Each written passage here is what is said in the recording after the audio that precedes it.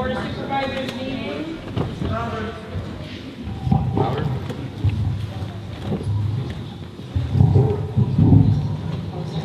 that better?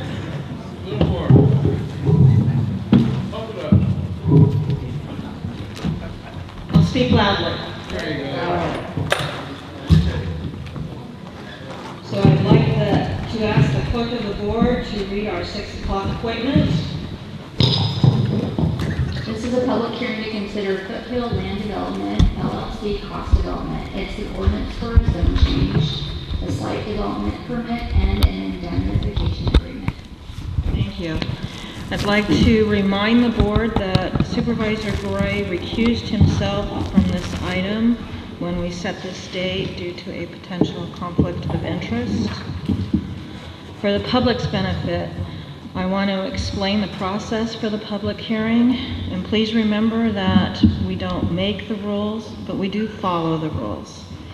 And so with that, how this will play out is we will have a staff report, and the board will have the opportunity to ask questions of staff at that time. And then we'll have the applicant presentation, who is really the appellant in this process. He will have 10 minutes to speak, and then I will open up the public hearing. Once we do that, we will have those that want to speak in favor of the project, those that want to speak against the project, those that are neutral. And you'll have 3 minutes per person to speak, and we will not be allowing you to pass your time on to someone else who wants to speak longer. Mr. Pedro will be keeping some time for us, and he will help us as you are approaching the 3-minute mark. And again, we want to have the opportunity. There are a number of individuals that have shown up tonight, and I really appreciate that, but we want to have the opportunity to hear everyone in this process. And then after we have those that have spoken neutrally, there will be an opportunity for rebuttal. Rebuttal can only be made by those that spoke in favor of the project. If there are individuals that speak in the rebuttal phase, then there will be an opportunity for surrebuttal.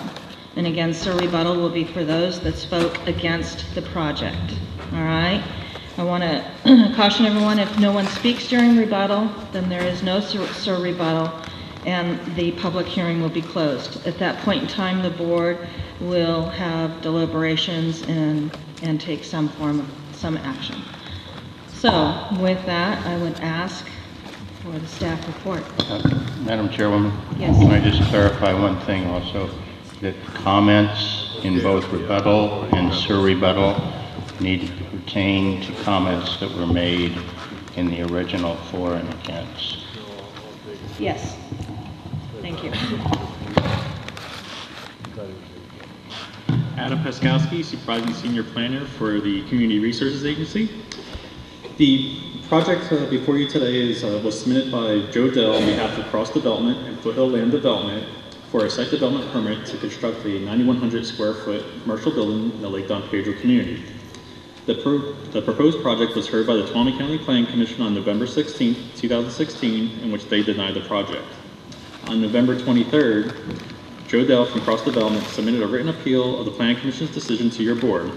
The letter submitted by Mr. Dell states that the Planning Commission's findings were not accurate and were based on emotional and assumptive feelings without conducting a full review of all the details of the proposed project. The letter of appeal states that the Planning Commission's finding for denial was based solely on the later part of the following finding: that the proposed development is not consistent with other development in this area of Lake Don Pedro and would be detrimental to persons residing or working in the area of the proposed development. Section 17.68.120 of the Tuolumne County Ordinance Code does not require finding for site development permits that the proposed development is consistent with other development within the neighborhood. Therefore, the first part of finding A of site development permit SPP 15-004 should not have been included in the Planning Commission's finding. Staff has provided your board with findings for approval and findings for denial for the project.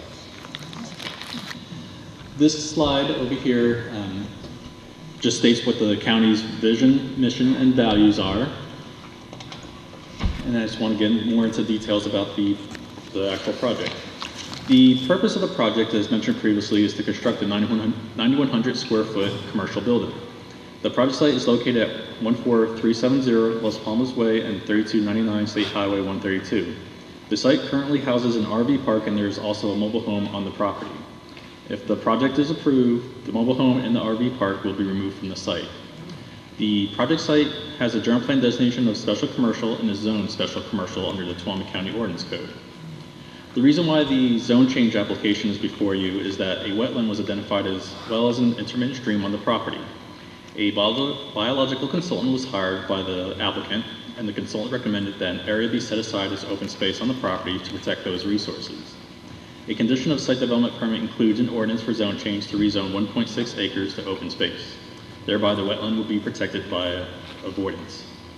During early consultation, staff received a number of letters and comments regarding this project from adjoining property owners and a petition with over 700 signatures in opposition. Comments in opposition included compatibility, whether it was needed, appearance of signs being too tall and bright, and the effects on the existing market.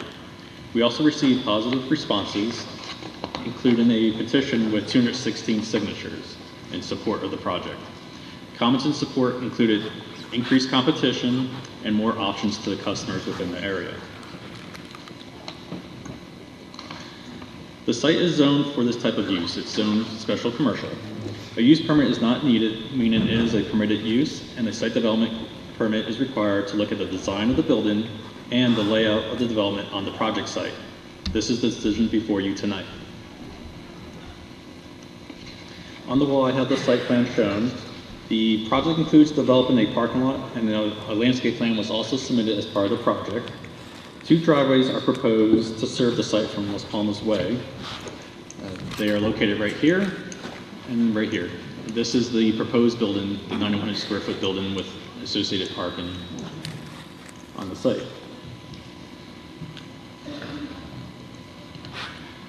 For the proposed elevations, the front of the building would face State Highway 132. This will be the front, and will be constructed of 8-inch split-face concrete masonry units.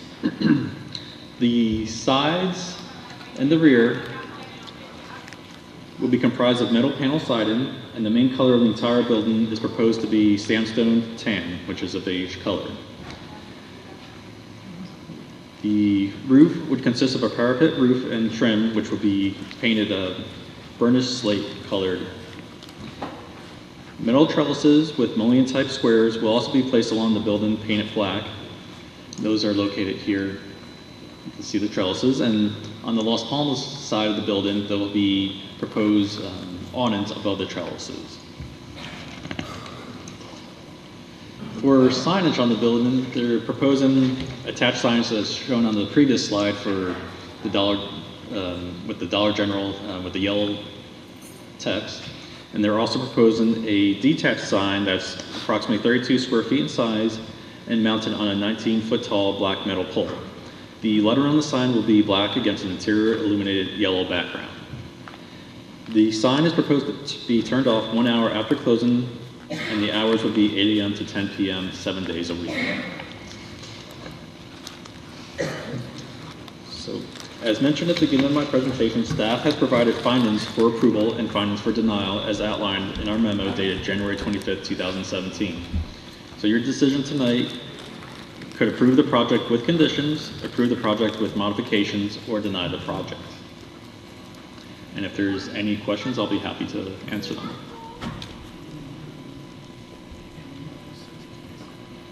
Are there any questions?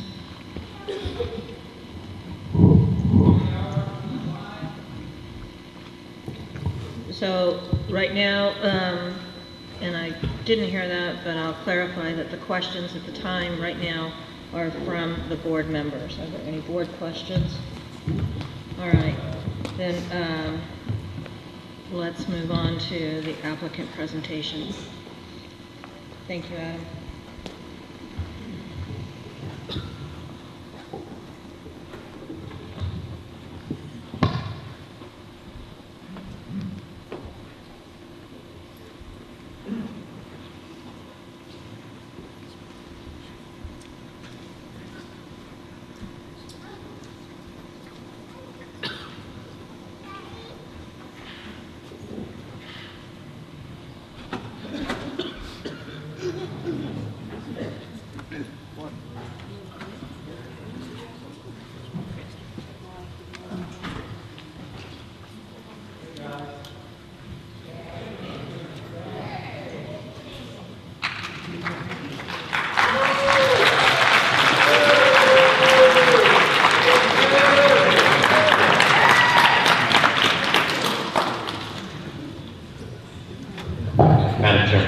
thank you, and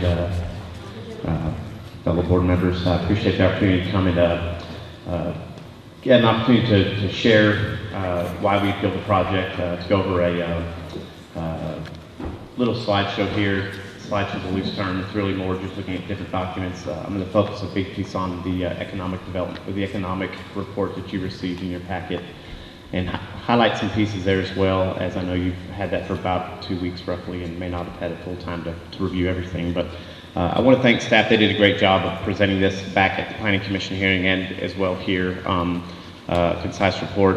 I wanted to just touch base on the elevation real quick and kind of lay this out. So I think everyone's seen the site that's been here, driven by and at least looked at it.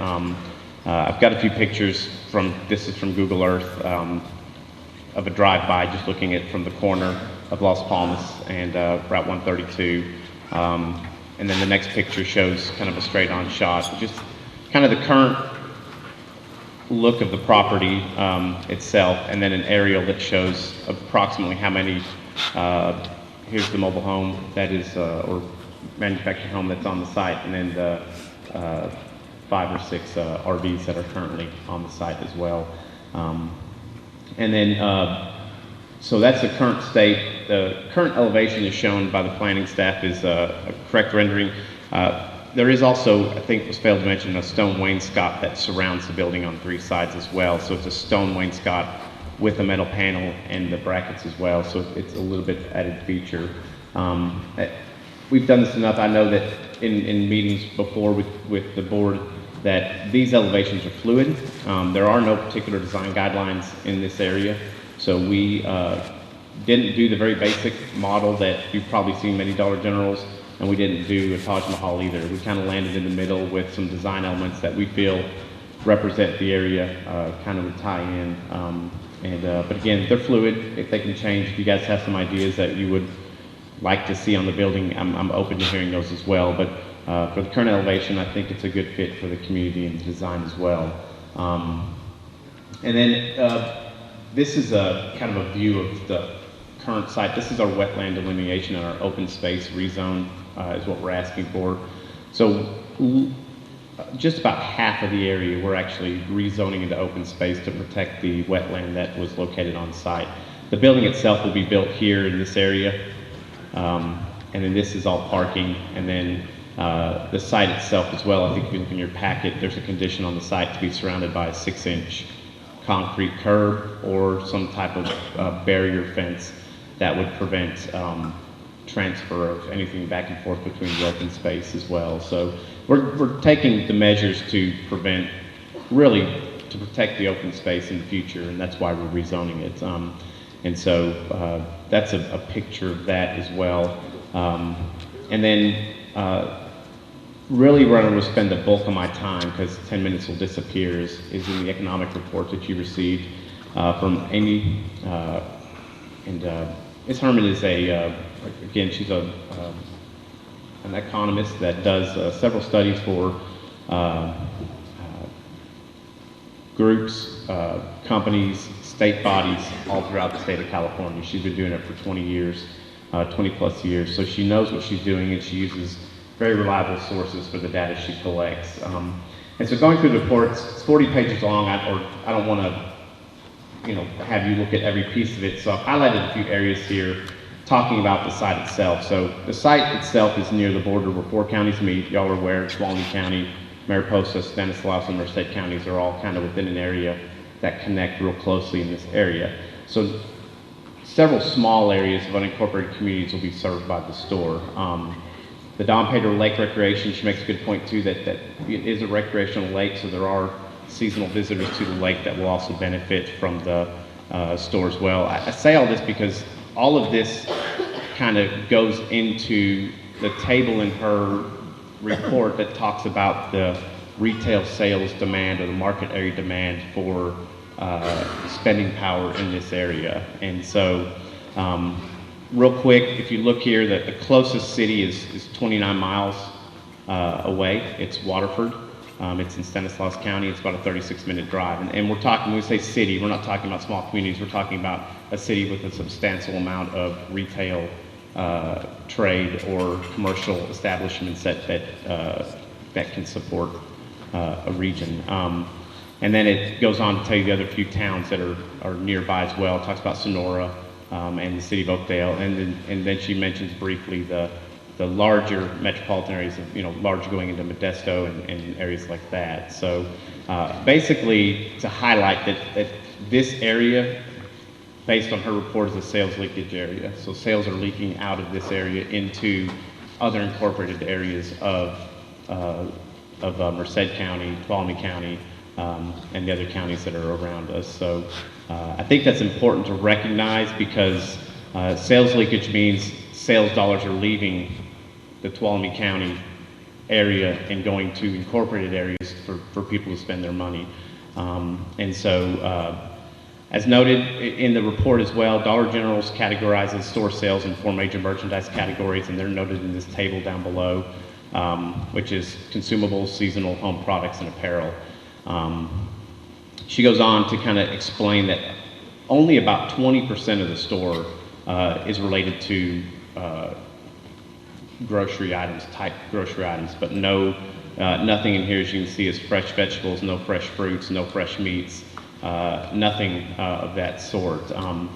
And so it's a small section. I'm not going to stand here and tell you they aren't going to compete on some level with the market. Sure they will. If the market sells Coke and Dollar General sells Coke, there'll be a competition there. But Dollar General carries far more products that won't compete on the level, and they don't sell liquor. The market sells liquor and other specialty products that the market sells as well, such as fresh meats, fresh fruits, deli food, hot food counters. The list goes on what the market sells versus what Dollar General does not sell. And so while Dollar General sells many food items, options are limited, including the range of food products requiring consumers. So basically, if you go into Dollar General, you're only going to get a small amount of what you probably need for the week to even shop at. And you're going to have to continue on to the market to buy your fresh produce, your fresh vegetables, your meats, other products that the market will sell. So they can coexist. And I think if you continue to look through this, highlighting this area, there are other markets as well that have competed with each other. Greeley is an area in where there's a supermarket and a convenience store that are across the street from each other, and they've been there for years, and they're competing with each other perfectly fine, working back and forth, and neither one have suffered or closed because there's competition in the market. And I think that's a good thing to point out, that competition actually drives people to your business. It actually drives sales versus stripping sales away, especially in an area that's as underserved as the Don Pedro area. And so her study takes into an 8-mile radius as the actual proposed market area demand for our store that we're proposing.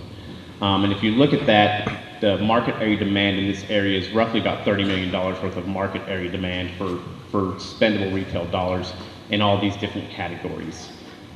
She goes on to say that Dollar General, based on just their annual store sales per square foot, looking at their financials, they average about $229 a square foot, so they're about $1.6 million a year in retail sales.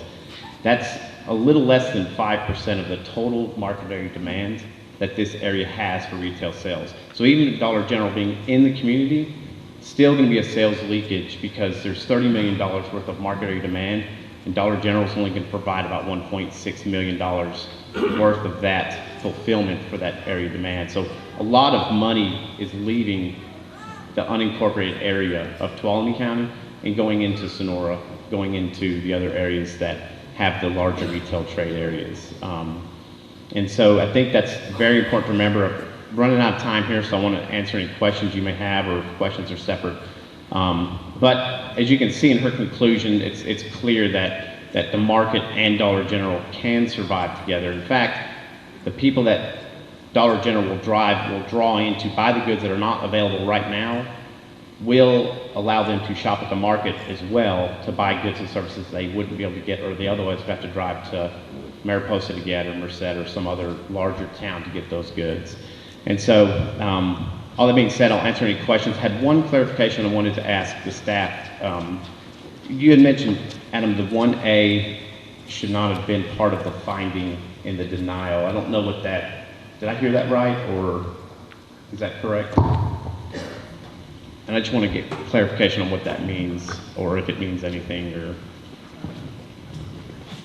So, go ahead and clarify that point, please. The ordinance code does not require the finding. The area that was in question is that the proposed development is not consistent with other development in the area. The ordinance code does not require that to be a finding for approval. It's basically stating that the proposed development is consistent with other development in the area. That is not a required finding for a site development permit. Thank you So- for that clarification. So, okay, Okay, thank you. all right. Does the board have any questions?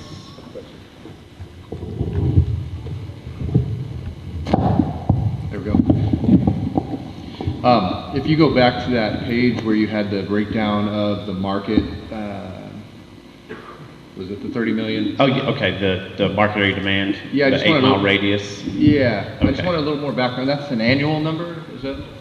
So yeah, this is a, so when you look at the market area demand, this is the 8-mile radius that the proposed dollars are on market area demand for retail goods. And so this would be an annual number estimated from Nielsen and other, national retail vendors who pull data from all different sources.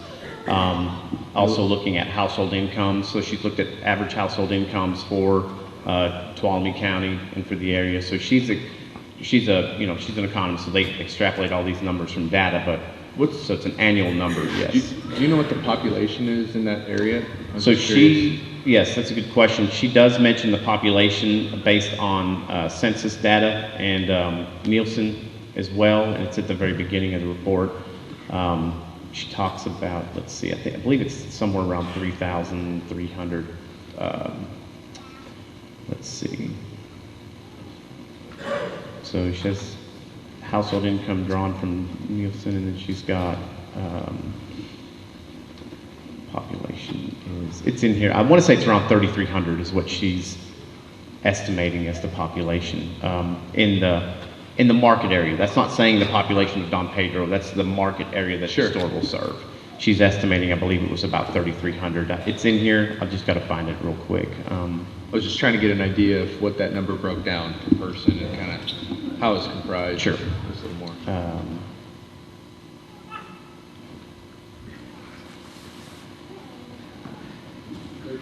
3,311 in 2016 per Nielsen.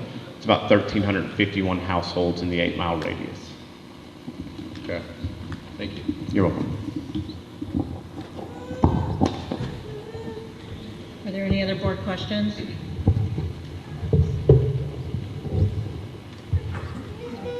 Thank you. Thank you. All right. At this point in time, we are going to open the public hearing, and I would ask that anyone that wants to speak in favor of the project, maybe line up coming down this way, and we'll take those comments.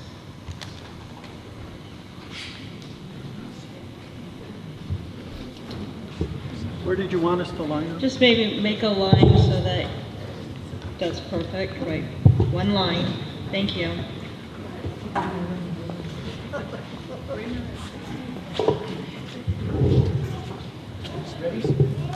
Certainly. My name is Jerry Stone, and I asked the board to consider a few items. The Lake Don Pedro subdivision consists of 19,000 acres, or roughly 30 square miles. For comparison, the city of Merced covers 24 square miles. The subdivision contains 1,500 homes situated within the hills and valleys with somewhere between 3,000 and 5,000 residents. We have one store of any size to use to feed, clothe, bathe, beautify, and entertain these residents and their cats, dogs, horses, goats, guests, and relatives.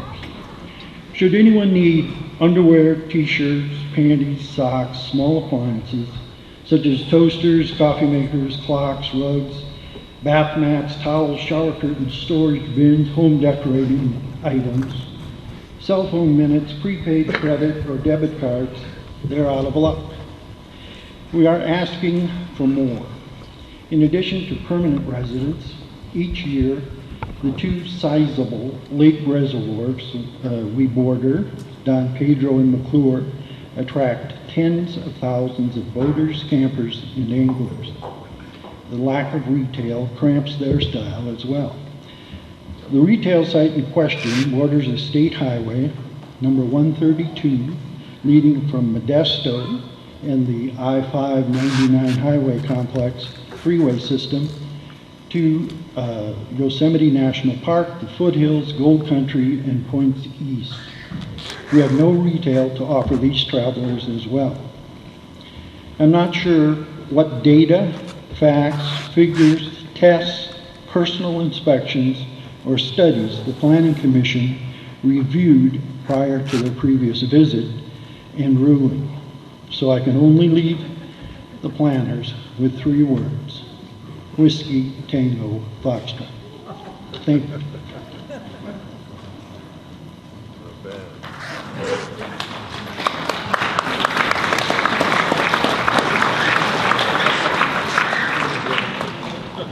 My name is Pamela Cooper. I live here. A lot of us are on fixed incomes. For me, the market is overpriced and a lot of stuff is outdated. If I need something, I go to Waterford or I go to Modesto. By putting the Dollar General in here, I don't think it's going to hurt Timmy's business. You can tell by all his followers, his friends and stuff. He'll have his business. But us that need Dollar General need Dollar General.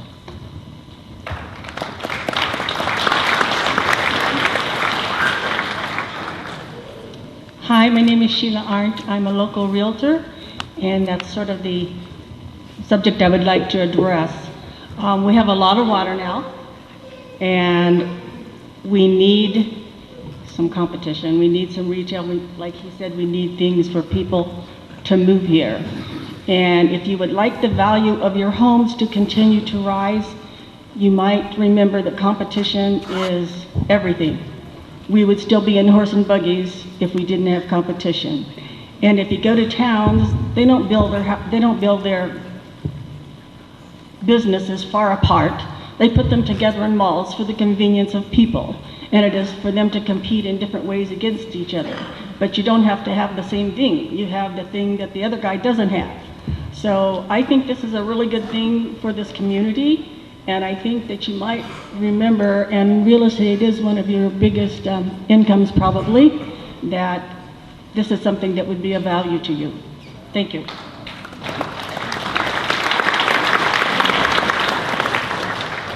Can I approach you guys to give you this piece of paper?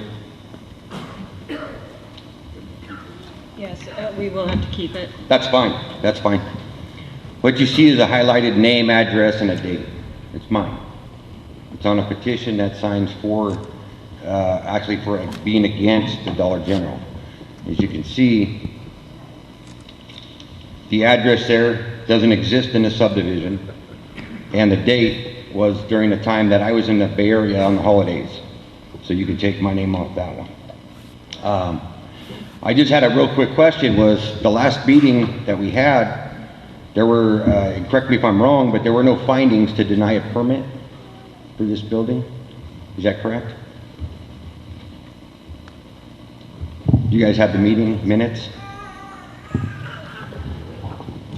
Go ahead and clarify. I'm right there with you. Thank you. Yes, there were findings for denial that the Planning Commission made. What Adam was speaking to was that it was a 2-part finding that was in the packet, and only one part of that finding was actually required to either approve or deny the site development project. Okay, thank you. Yeah.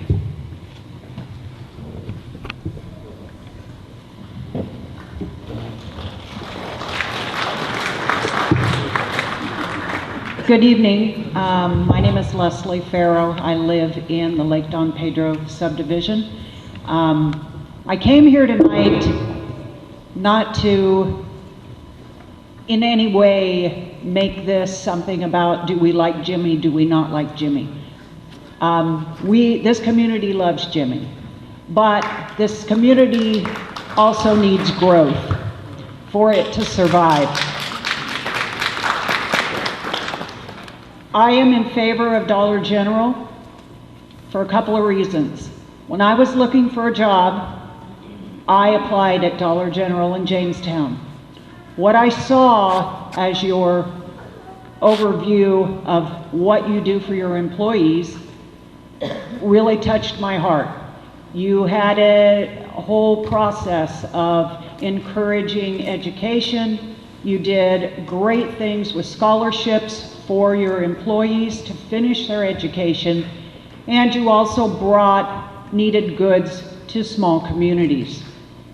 My question, however, to Dollar General is, how many people are you going to employ? How many shifts? Are you going to just employ people part-time so you don't have to pay them benefits? Or are you going to employ a lot of people, give them something to work for, give them a chance for opportunity to excel in your business? We need growth in this community, and I think that this is a step in the right direction for many more to come. Do I want strip malls in this area? Absolutely not.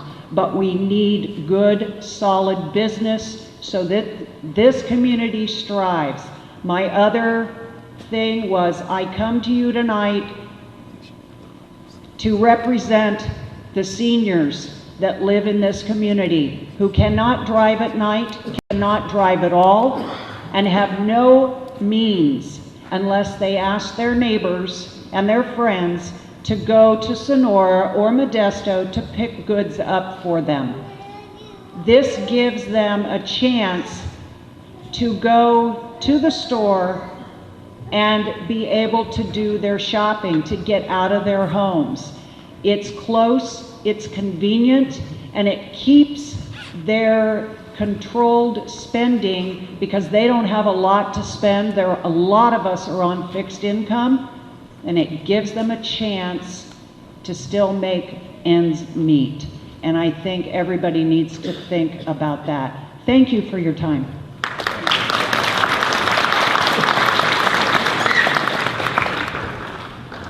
Hello, my name is Ruth Smith, and she kind of stole my thunder.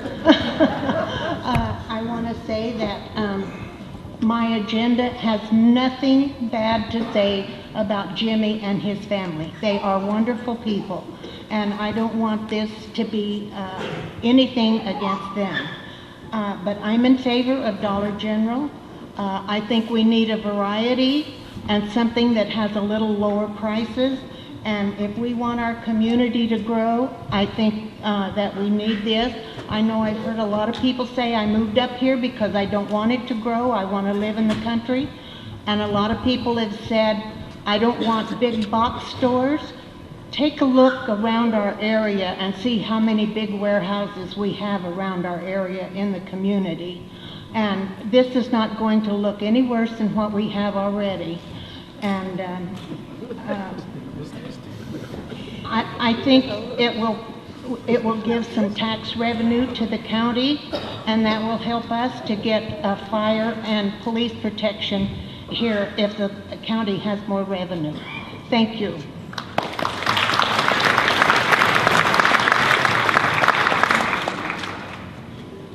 Hi, my name is Cindy Zosiah, and I just want to know if the applicant has met all the factual findings of the site development permit, which I thought they had during the last meeting, that in my opinion, the purpose of this meeting is to just discuss the fear of competition. I think we should have a Dollar General here. Thank you.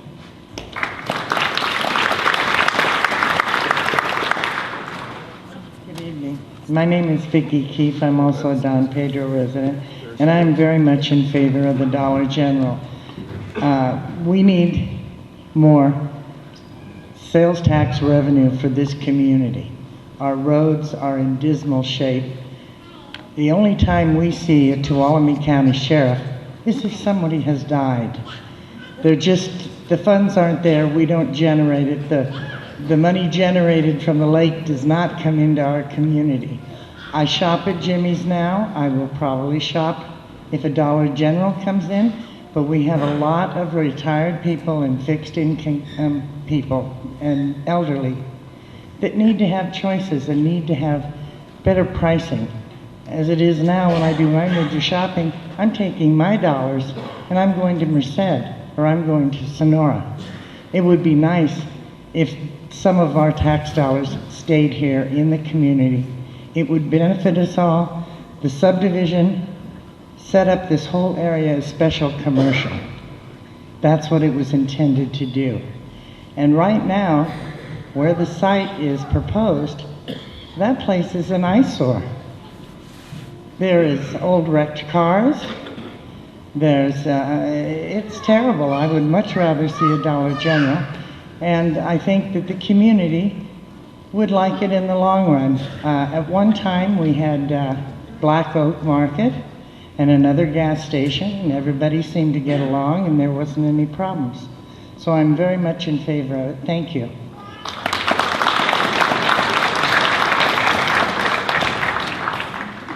Hello, my name is Karen Long. I've lived here over 13 years, and I was excited. We were excited because we had a golf course nearby. We had a pizza store when we were building our house.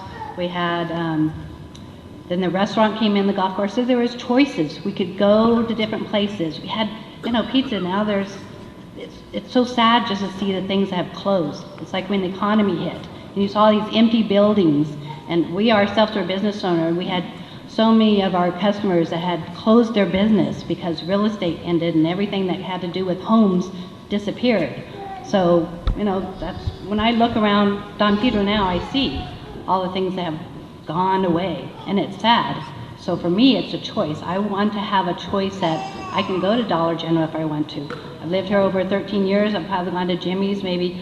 Well, I don't even think we should call it Jimmy's. It's a market, okay? We've gone to the market because we ran out of butter and milk. But otherwise, I choose to, on my way home from work, I work in Riverbank, to stop in Rayleigh's and Modesto because there's organic food, and I choose to get all my food there before coming up because I am organic and I'm not going to go over to the market and who knows what gets there. But the biggest thing is having a choice. I choose to get gas down the hill because I'm not going to pay 40 to 60 cents. If I happen to look like I'm on empty, I'm going to put $5 in just to get down the hill because that's my choice. I'm not going to pay the extra amount of money. And I think that's for most people. If they can get away from here and go and shop somewhere else, they choose to do that because of the prices. And I think having a Dollar General gives people that choice. They can still, everyone that loves Jimmy can go to Jimmy and stuff. It's a market. He's still going to get all the gas and all the people that come in from the lake because it is seasonal. But so I am for the changes and bringing a few extra things, not going crazy, but we need a couple more businesses up here. Thank you.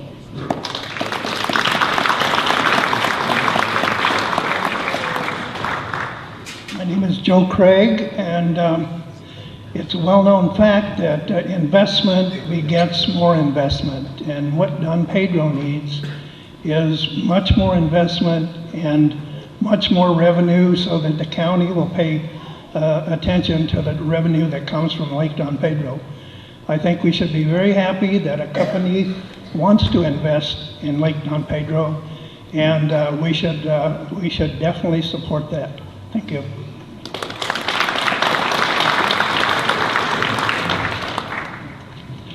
Good evening.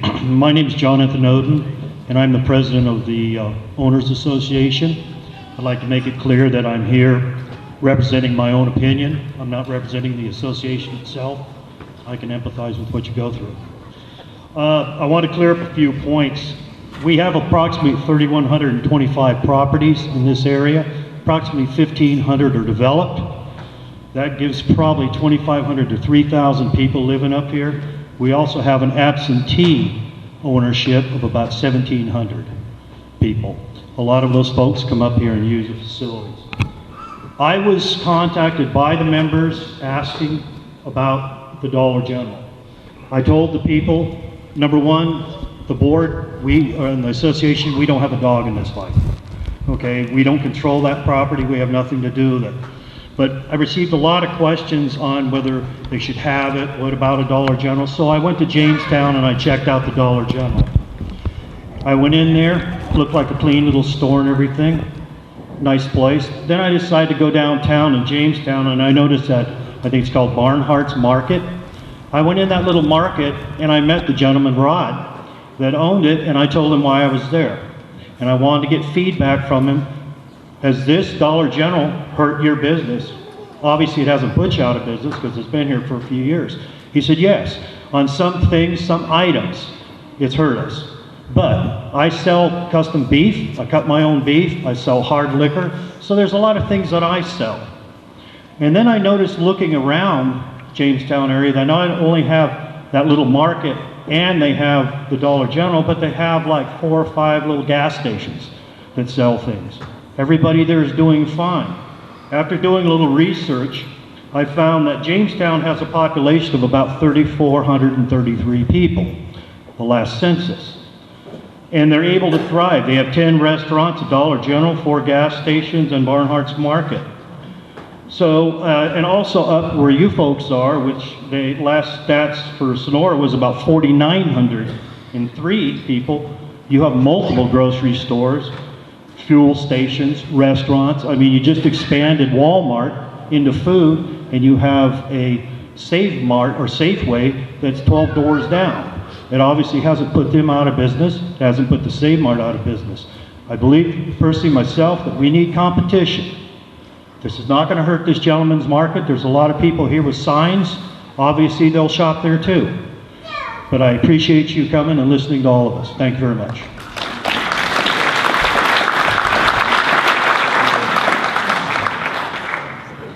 I just want to say that I am in favor of the Dollar General. Thanks.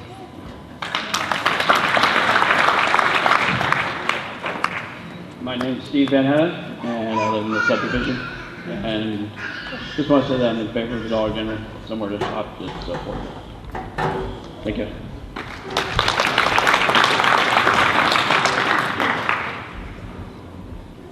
My name is Alicia Nquayant, and I'm a homeowner here in Lake Don Pedro. I feel that the market and Dollar General can work together to make the community better. I feel that the market has things that they can expand on and improve so that they don't really have to compete with the Dollar General, and we can all benefit. Thank you.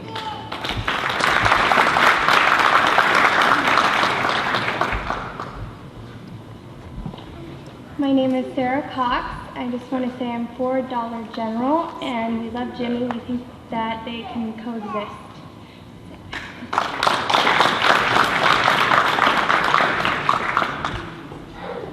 My name is Miranda McCullough. Don Pedro has been my home for 38 years since I was 2. It has been heartbreaking seeing my home become stagnant like a pond. We had less people but more businesses and options when I was younger than we do now. When I was younger, we had a golf course with a restaurant with tennis courts. We had an automotive shop, Bozick's Pizza, Sierra B Market, which turned into Black Oak Market. Next to the restaurant, then in Don Pedro shopping area, we had a Caldwell Realty, Don Pedro Market, a hardware that was continuously open, and not only when you ask, and Tri-County Realty next to that, which now sits empty because it's rented and left vacant. We used to have soccer, t-ball, baseball, but not anymore. Our El Prado Park used to have a merry-go-round, swing, slide, nice picnic tables, barbecues, and real working bathrooms open to the public. Our community house values are way lower than other towns because our community isn't improving. Our high school in 1996 had 93 total kids. Now in 2017, 50. We need a step forward. I feel the Dollar General will bless the community and help our community vitality. The Dollar General will help people struggling to make ends meet, helping those in the community who can't make it to town, not forcing them to pay 3 times the amount for their needs. The fact is, round trip driving into town for groceries is over an hour to their destination. For a decent town, an hour and a half to 2 hours round trip. I would like to shop in the community I love, then driving an hour plus to support another community. And if any of you just bought necessities at the Don Pedro Market, you would see how overpriced it is. Don Pedro claims delivery fees being too high from vendors, but I used to be the food and beverage manager of the golf course. I never saw extra delivery fees from my vendors. My community isn't the Don Pedro Market, but the people in Don Pedro. People against the Dollar General want to say we are dehoming the people in the RV park. It is an RV park that is used like a trailer park, not what it is legally zoned for, which is also not helping our house values. People say the Dollar General would be an eyesore. The RV park is an eyesore, though it has amazing people in it, but the fact is it's not helping our communities thrive. I'm for shopping in my community and for the Dollar General, not against the Don Pedro Market, but for fresh business and improvements to my hometown. I'm standing for our community members who are too afraid to stand. I want our community to stop going backwards and to take steps forward. I feel better prices for our community would in turn put more money back into the individuals' pockets, giving them more to spend. The Don Pedro Market has over 1,000 supporters who love it. If they all stay loyal, it won't go out of business. I have seen the Don Pedro Market go through 3 owners. Please allow our community that is for the Dollar General to have the freedom my dad fought for in Vietnam War. Freedom of options, improvements, and moving forward. No one is going to force people to shop at the Dollar General. Please bless the rest of us with our American freedom. Thank you.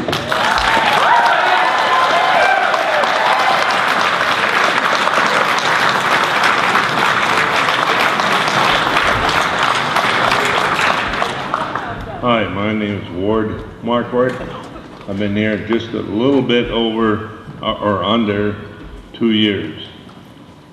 I came up here from a graduate degree and from the lower Bay Area, and I found the propriety of the local general store here very friendly, very accommodating, but several things have bothered me through my under 2 years of being here. First of all, I live exactly 30 miles from Waterford or Sonora, except we have the dam now blocking my way. And I found the local general store very consistent in their operations. But having done a marketing exercise in previous years, I found that the sales tickets on my purchases never include an itemized statement. And then I began to compare prices. With all due respect for these people that have this general store here, I consider them my friends and the local proprietor, but simply now is the time to move forward. I contacted general store throughout the community, but no one had any response to possibly coming up here and checking on the marketing, merchandising, and inventory processes that are associated with retail sales. And what I found is that exactly 30 miles either way before the dam decided to fill up required a little bit of extra evaluation. And with all due respects for the county, for the growth of the community, I am for Dollar General. Thank you.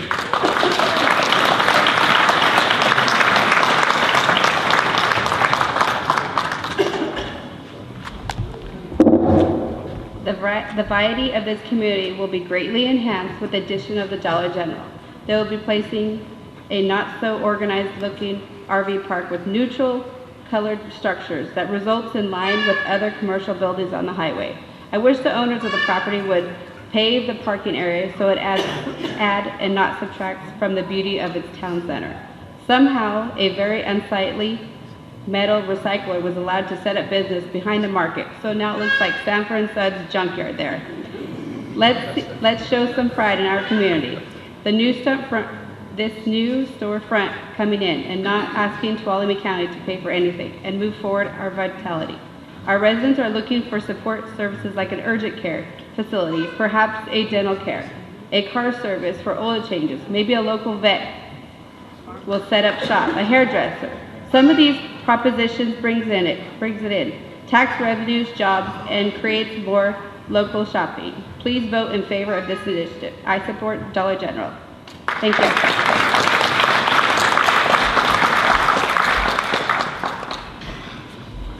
Good evening, Board Chair Rodford. Oh, it's been passed. I saw you guys last month. Sorry. I don't keep up. Welcome to Don Pedro. Thank you, fellow residents, for taking time to show your willingness either for and to be seen against this proposition that has been coming down our road for quite a while, and I respect every one of you for your opinions and coming forward to have your mind spoken. I just wanted to hit on a couple of points that the developer already hit on and a few people in the room have. But the opponents, and we're going to hear from them, of this development say that another grocery store moving into this community would be detrimental to the Don Pedro market. In Greeley Hill, there are two locations that have been coexisting across the street from each other for well over 10 years. The Greeley Hill Market is a location over 8,000 square feet. It carries all the local groceries as well as fresh meat, vegetables, gasoline. It has a deli, has cafe menu items, even offers a postal service. Sounds a lot like the Don Pedro Market on that line right there. Except that Don Pedro Market also has a very sizable hardware store, so they do have a lot of bases covered. Across the street from the Greeley Hill Market is the Greeley Hill Grocery and True Value Hardware. That's another 5,200 square foot of operation that is basic groceries, like a 7-Eleven store, and then everything you need under the sun for hardware up here, much like what the Don Pedro Market has. These two stores over time have proven that competition can be healthy and that the local population of Greeley Hill, which is just 972 residents, can keep two businesses flourishing. Dollar General sells little more than groceries and clothing. Don Pedro Market has so many products and services that it would be unreasonable to think that they could close up shop because another business comes along to compete in a few areas with them. We think that 3,000 residents here in Don Pedro can support two grocery stores side by side as the residents of Greeley Hill have been doing for so long. Thank you very much.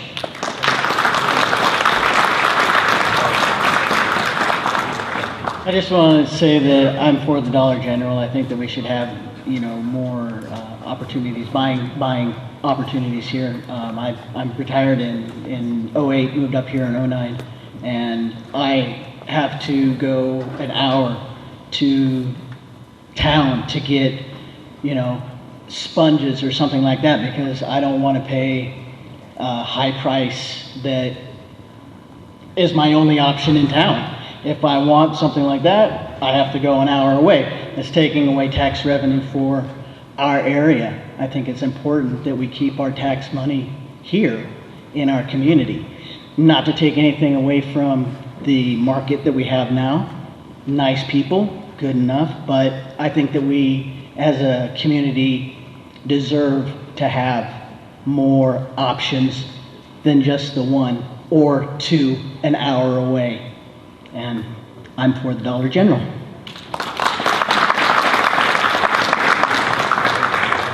Hi, my name is Jean Oden, and we've lived up here for almost 20 years. And when we first moved up, We were told there's a grocery store in the works, you're gonna have a great grocery store to shop at. We've been told that on and off over the years. Nothing has ever come to fruition for various reasons. I think sometimes it's fear of the community, fear of competition, fear of growth, and I think that's what we have here. Some fear of competition, but competition is healthy because competition makes businesses better.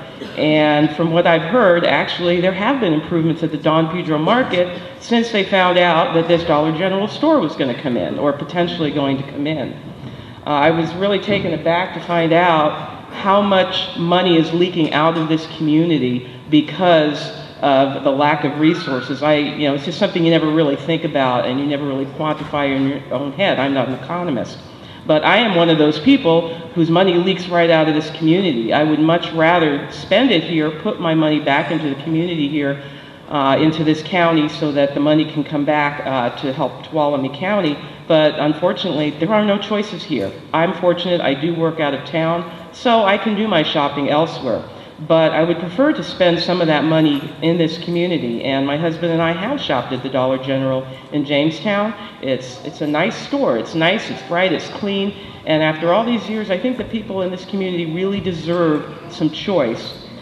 Jimmy and his market, or the market, I should say the Don Pedro Market, I don't believe he actually owns it, but the Don Pedro Market have been a good benefactor in the community.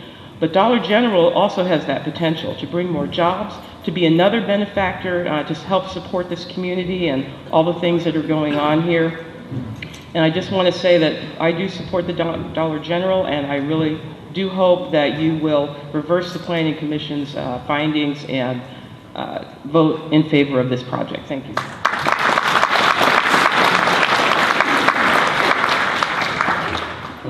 I'm not much of a public speaker, but I've been here for about 20 years. I was a houseboater for 11 years, and I'm somewhat retired, so I purchased some property here, and I'm working on it.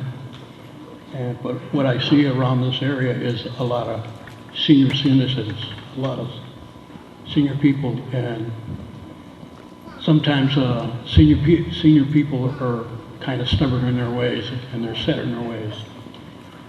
And but what I see was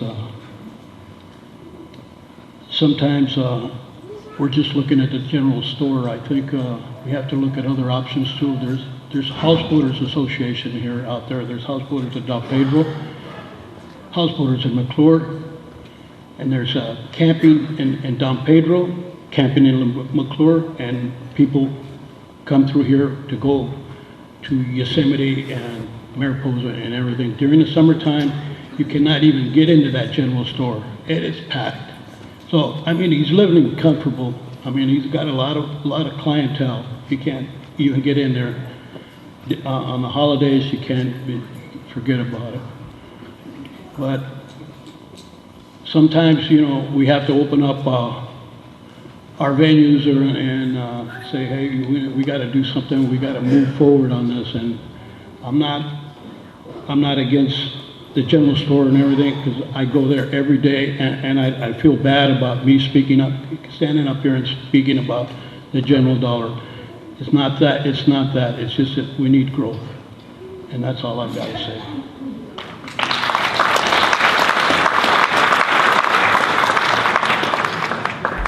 Good evening. Thank you for coming and listening to us all here. My name is Carl Wyman. I came here from the Bay Area in the summer of 2013. I worked for myself doing debris hauling back there for many, many years. And when I came out here, I found that just about everybody out here's got their own trailer and they haul their own trash. So I had to adapt and overcome and change up the way I did things. And I think this is an opportunity for Jimmy to do the same and supply us here in Don Pedro with the things that Dollar General will not supply us with. I think for that reason that they both can coexist. I'm for the Dollar General. Thank you.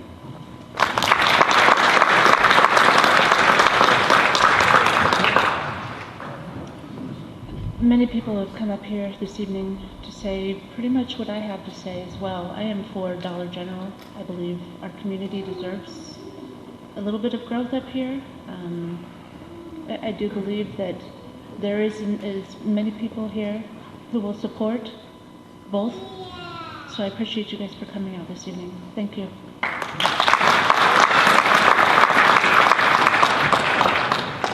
My name is Frank Shannon. I've lived in this community for about 20 years.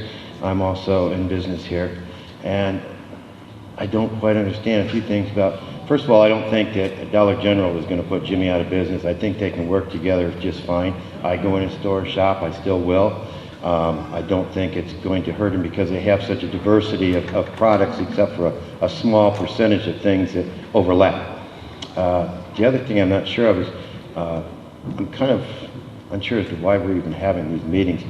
We've got a business that's a legal business and a property that's legally zoned for that business. And we have a business that's existing, let's call it Safeway, and a business that wants to come in, let's call it SafeMart, and Safeway saying, well, no, I don't want SafeMart to be here because I don't want the competition. I don't understand that.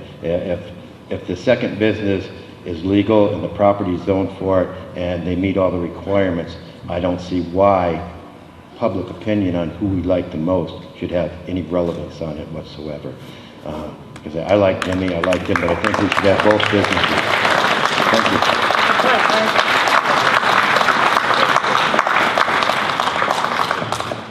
My name is Carol Bozick. My family's lived here for 30 years. As someone who's developed 2 commercial lots in this area, I don't understand why this meeting is here or why this is brought up this way. As he said, the county has a general plan in place. The people have spent years developing it. The Dollar General are asking for what is allowed on the property, the same zoning rules of Don Pedro Market.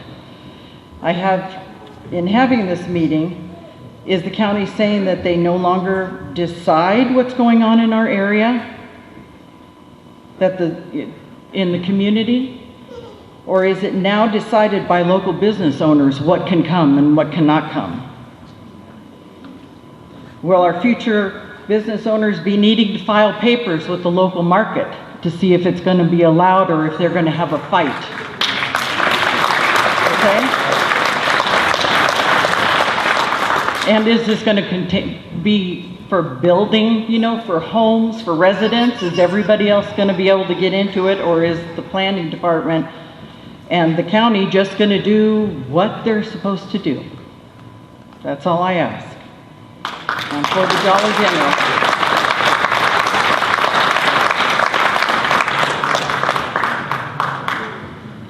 Members of the board, my name is Don Pusilowski. I'm a longtime resident of Lake Don Pedro, and I'm not here to talk about the pros and cons, whether to have a Dollar General or not.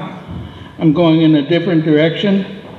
I think the brick and mortar store, the box store that they're putting up is gaudy.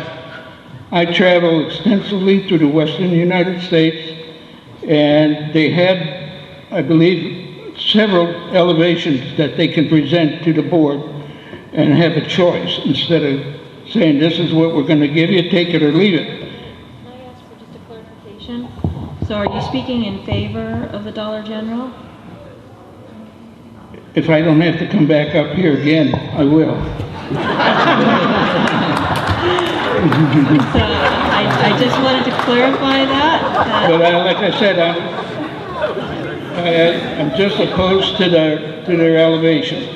If it goes through, I think you guys, the board members, should have a choice.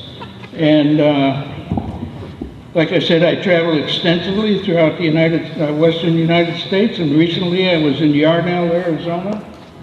And if anybody knows where Yarnell, Arizona is, it's just a small little spot up in the mountain in Arizona where the 19 firefighters got killed a year or two ago. And the people up there referred to their Dollar General as the mall. So that's what they do up there. Thank you. Thank you.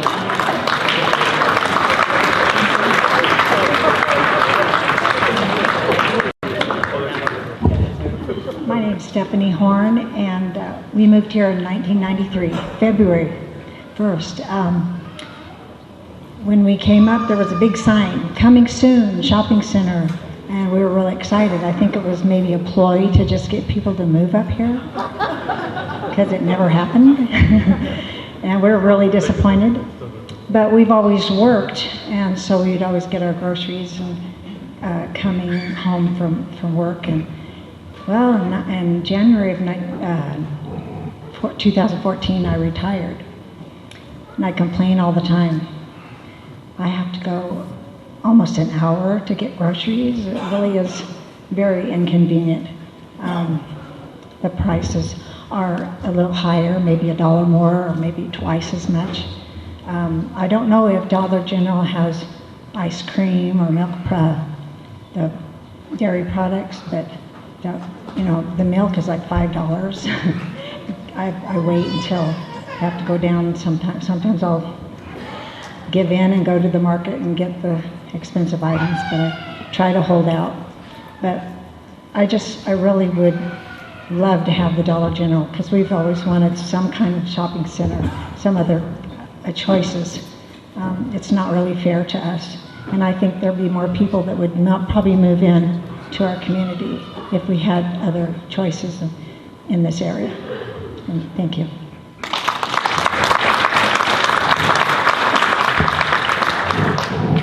Good evening. My name is Pam Fonzie, and I brought my children up here in 1981. There was a wonderful sign near the fire station saying shopping center coming soon. Well, that hasn't happened. But we do need good competition, and I welcome Dollar General. Thank you for your time.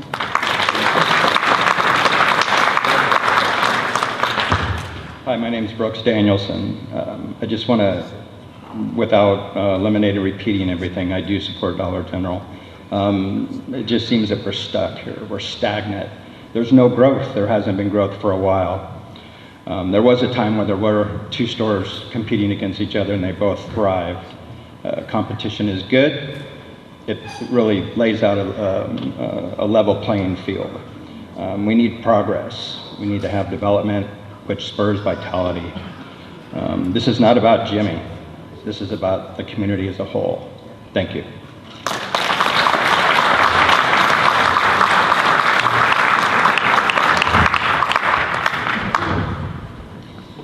All right. I want to thank everyone for their very respectful, thoughtful comments. And at this time, we will hear those that are against the project. How we doing? Well, one of the first things I'd like to say is I think the real problem is that we're not even noted as a city. Our taxes, how many people are from Tuolumne? How many are from Mariposa? So where do our taxes go? On the other hand, like this lady said, I've been up here for almost 30 years, and I too, bonds flat in 132, and I'm all for it. Let the Dollar General move there, and they will come. Let the other stores go there. If you guys, or anybody here, was in Jimmy's shoes, would you want that Dollar General store moving right next to you? That's like having a knife put in your back. No, you wouldn't. No, you wouldn't. You'd rather them be down here at Bond Flat. Hush, I'm up here. You should have been up here earlier. Then go to town.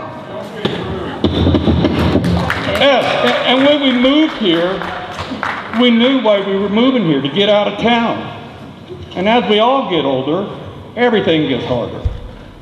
But if we plan our trips and visit our families when we're in town, or friends, or doctor's appointments, we can take care of our shopping needs. And who's worried about buying underwear at the store? If you're going to buy a TV or a stove or something like that, you're probably going to go to Sears or Penny's or Best Buys. You're going to be more, the Dollar General, really? Underwear? All I can say is, I'm not against growth.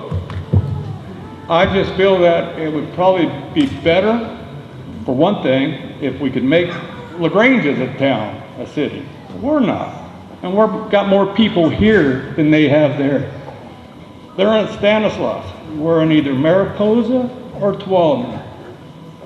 We need to move forward with something, but I believe that it should be on Bonds Flat and 132, and I hope it does go there. Thank you very much.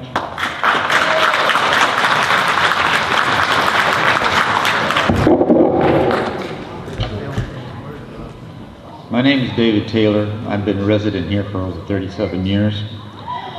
My spouse and I oppose having a Dollar General in our area for these reasons. Number one is the California Association for Local Development, a group of professional economic development experts, noted that effective economic development helps communities focus, quote, on increasing resources, not new ways to divide up, limited ones, end of quote. Number two, with the Dollar General store, not only is the Don Pedro market at financial risk, so are other small markets in the area. The Houseboat on J59 and Bonds Flat Road, a small market at Coulter Cafe in Coulterville, and the LaGrange market in LaGrange. Number three, there will be a domino effect on the community's self-employed handyman with the loss of a gas station and a hardware store in a likely event that the Don Pedro market goes out of business.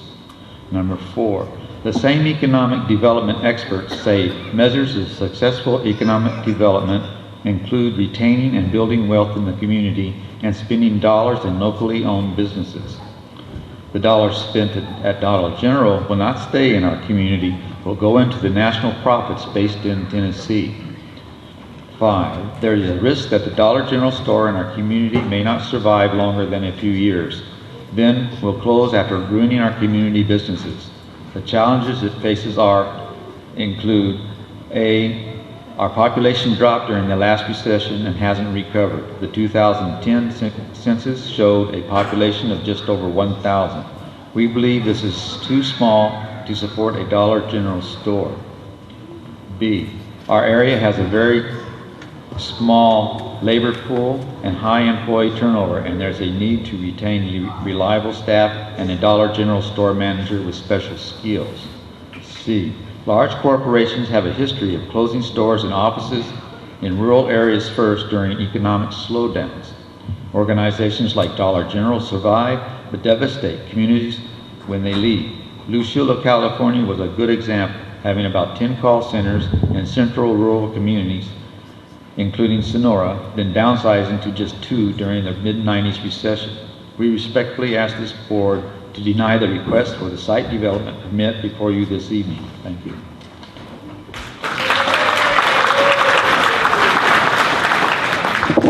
Him in front of me, and he took all the things I had to say. Madam Chairman and board, I only have one thing to add, I think, to what everybody else has been saying, is I have some history. My wife and I just moved here in last July. One of the things that really brought us to this community, it was very, very small. There wasn't a whole lot of stores and stuff like that. We moved out of a larger area. There were 2 small adjoining communities in the county that I came from. Both of them had the same or similar situation come up. And oh yeah, it's not going to be a problem. They're going to survive. There was a store in one of the towns right next to us, about 10, 12 miles away from the big city that I came from. And they had an old store that had been there for 20 some years. And competition came in. They had a grocery store and a gas station, much like Don Pedro Market. The next thing you know is the old store that had been there forever, and they didn't have everything, and their prices were a little bit higher. They didn't survive. A neighboring community, Standish, same exact thing happened. They had an old store that had been there forever. They even had a bar on the backside of the store. And it took care of most of the ranchers and stuff like that in that small community. They did not last. As soon as a company store moved in across the way, and it wasn't Dollar General, but it was one similar, they didn't offer everything. Gasoline, diesel, and those kind of things. People have an attitude that Don Pedro Market makes their money on gasoline and things like that. They don't make money on gasoline. Gasoline is convenience. That's why it's called a convenience store. They don't make money off their gasoline. They just barely get by. They keep that gasoline and diesel going just to serve the community. They get by. Yes, the prices are higher, and they're going to be. And you know what? When I moved in this community, I didn't want to see a whole bunch of stores. I don't want to see a whole bunch of growth. I moved here retired. I worked my whole life. I never drew unemployment. I moved here just for that. I bought a place up on Avenida Central with 5 acres, and I love it up there, and I don't want to see it get bigger. And if you do, you need to move to bigger cities. Thank you very much.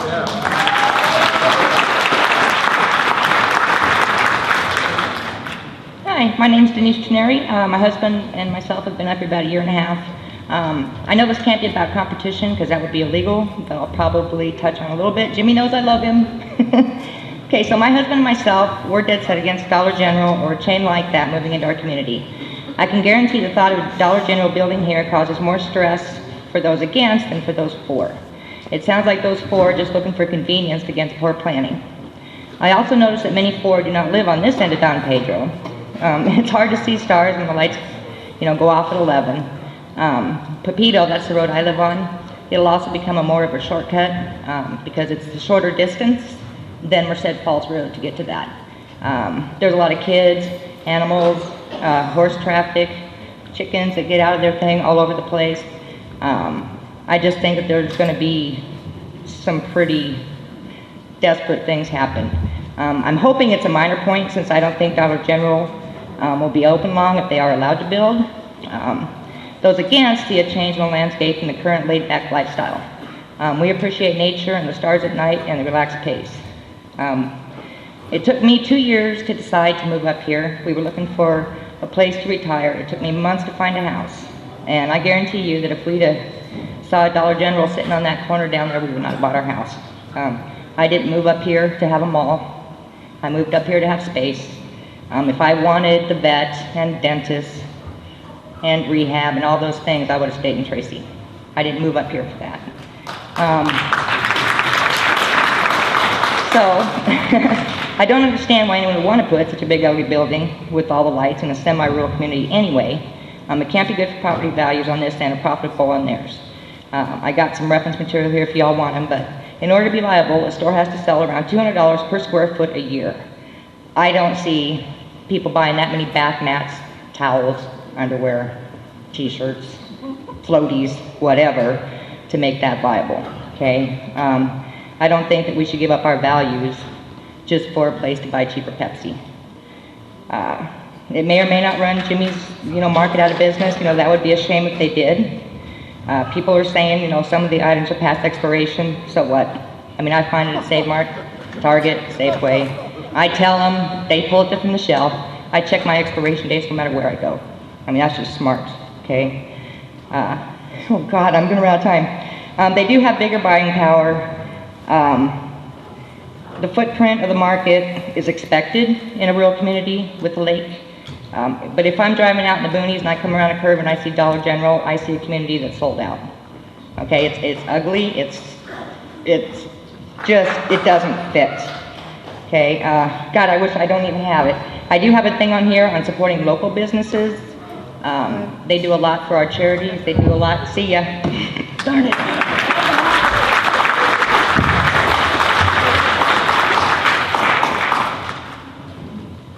I live in Tuolumne County. We are less than a stepchild over here in this area.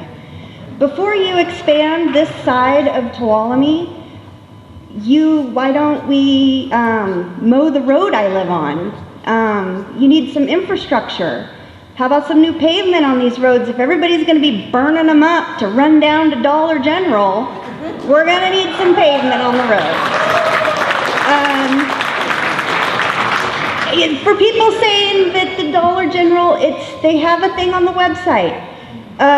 Low pay, long hours, and you may work while injured. And that robbery is common. And for the people who say that there's no robbery, when I came to the last meeting, my car was burglarized while I was here. So go figure.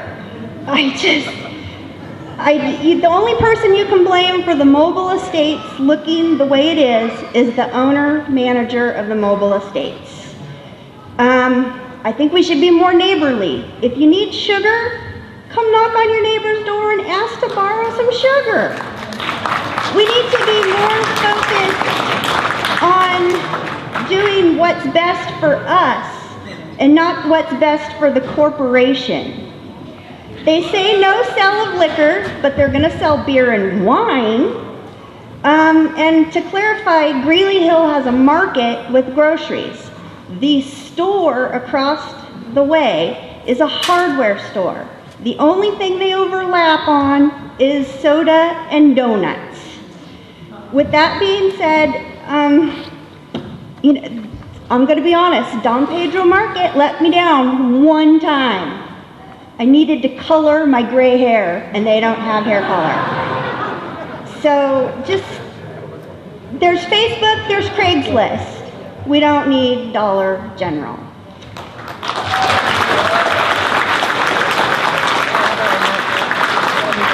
Good evening. My name is Jared Lawson, and I was born and raised in Don Pedro 36 years ago.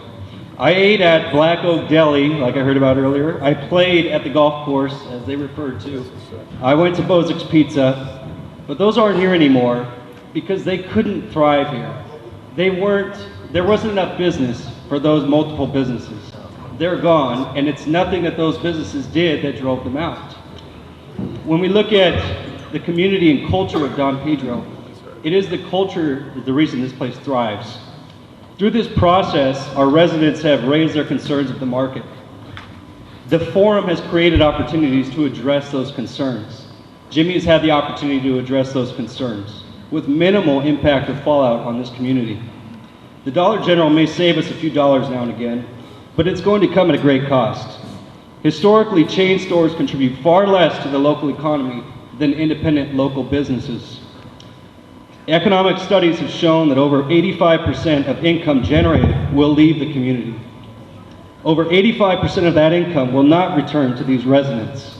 This store will not create economic growth. A new large store like this will only be successful at the expense of the current businesses. The end result is not economic development, it will be economic displacement. Retail is not the solution for this community.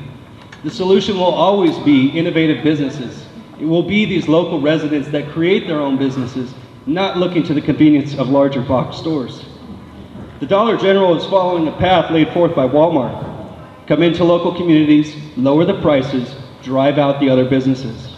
And if you follow the news, you've seen Walmart's recent regression, the closure of 300 stores where those buildings are now empty or taken up by Dollar General. The worst case scenario for this community is to have an empty warehouse within 5 years and an empty market with no fuel to serve this community. From an economic perspective, there isn't much to suggest that the Dollar General is in the best interest for this community.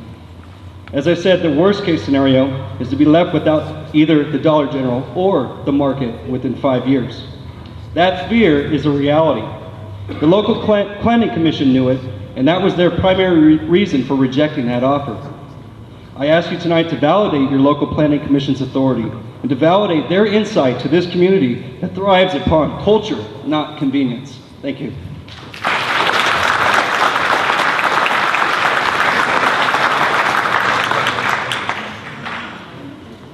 First off, I'd like to start with saying, I'm sorry, Jimmy, this is not about you, and it's not about the Don Pedro Market. My husband and I have lived here for a little over 2 years. We moved up here to get out of Modesto and away from the crime, congestion, and noise, and drugs, and homelessness. The very first night we spent in our house, we felt like we were in paradise.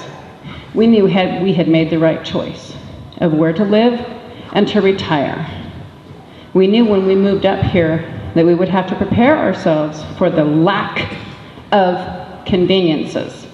But that was no issue for us because we, like most of the Don Pedro residents, we prepare and we work in town on a regular basis, day to day. We simply make a grocery list and we go to the store and buy our groceries throughout the week. It really is no different than when we lived in the city, just a little better planned out. We have food, water, medication, propane, and any other necessity one might need at our house on any given day, because we plan ahead. In our minds, that is what responsible adults do in order to survive, regardless of where they live. We plan ahead. However, there have been times when we have forgotten something at the grocery store, and thankfully Jimmy and his family have everything. Pretty much everything that you can think of, Jimmy has. My husband was sick at home 2 weeks ago with the flu. My mercury thermometer didn't work. Well, guess what? Jimmy had a digital thermometer so I could take my husband's temperature and know that he was sicker than just giving him Tylenol. He needed to go to the doctor.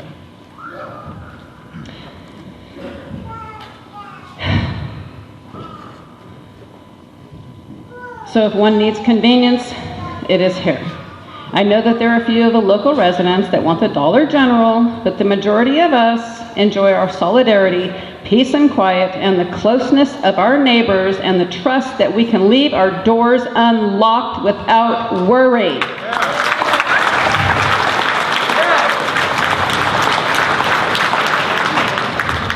If you allow the Dollar General to be built in our neighborhood, that would be devastating. We are a family and want to keep our neighborhood quiet and friendly and not have it taken over by strangers that bring crime and injustice into our homes. If someone wants or needs to go to Dollar General so badly, then spend the 20 minutes to go to Waterford, go to Jamestown. I mean, seriously, it's not that far. Go get your crap from Jamestown or Waterford. Otherwise, go get it from Jimmy. You pay just as much in fuel to go to Sonora, Modesto, to go to Dollar General than you would at Jimmy's store. Thank you very much.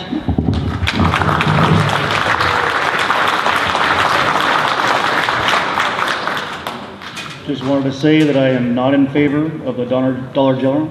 Kind of like she said, and many other people said, moved up here to get away from the big town, the big city, and we're loving it. We love the word rural, and that's where we're at. So I'm not for the Dollar General.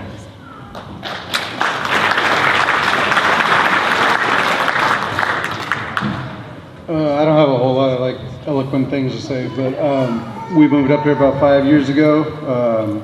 Lived in Merced. I grew up in Southern California. I really like the way my community is. I drive down the road and see people I don't even know, and we wave at each other, and I might not see them again for another couple weeks, and might not even realize it's the same person next time I do wave at them driving down the street, you know? I literally forget to lock my door a lot, and nothing's ever happened. I think the $30 million revenue stream is a little liberal figure. I don't think that that's reality. Like the gentleman earlier said, 85%. I don't know where that number came from, but it sounds about right. It's probably not going to get spent here. I really don't want my property value to go a whole lot higher, honestly. I don't like to pay a lot of taxes every year, personally. Just a little testimonial. When I first moved here, I was building stairs and a bunch of other stuff, and I needed wood. Jimmy ordered all the wood, and then when it got there, I saw the price, and I was like, no way, not spending that kind of money. And so he ate, I don't know, $200-300 worth of wood that I had ordered. He didn't even pay for it. And to this day, every single time I walk in with my kid, he wants to give my daughter free hot chocolate. I think I still owe him $7.98 on a tag that I didn't have my wallet on me a couple days ago. I guess my point in saying all of this is that, I don't fault anybody for entrepreneurship and trying to find a spot that has a possibility of blowing up and making more money. But that kind of a guy, I really, I don't want his business to go away. I don't want to be able to not get that $5 worth of gas because the only place that has it is gone.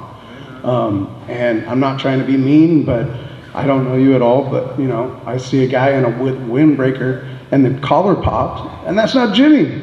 That's like kind of, it's a big city guy coming to make some money off of people that really don't have a whole lot of money. I'm not that into it.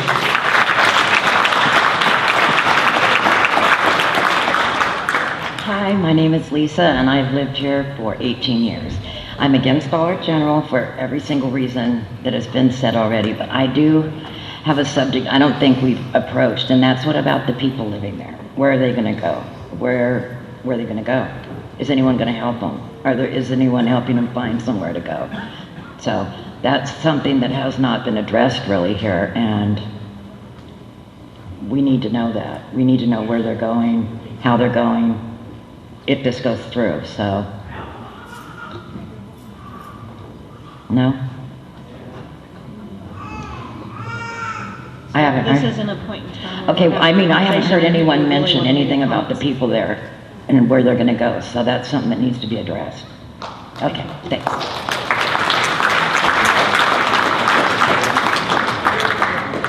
Just about everything I was going to say has already been said, but I will say this, I'm not against progress. I would love to see a lot of our empty buildings we have something in them. A beauty parlor, laundromat, like somebody said, a vet, something. But a Dollar General, no, that's the wrong kind of business for here. And I'll say this too. I'm one of these old people who no longer drives on a fixed income, but I would rather pay 10 times more money at Jimmy's than spend one dime for the crap they sell at Dollar General.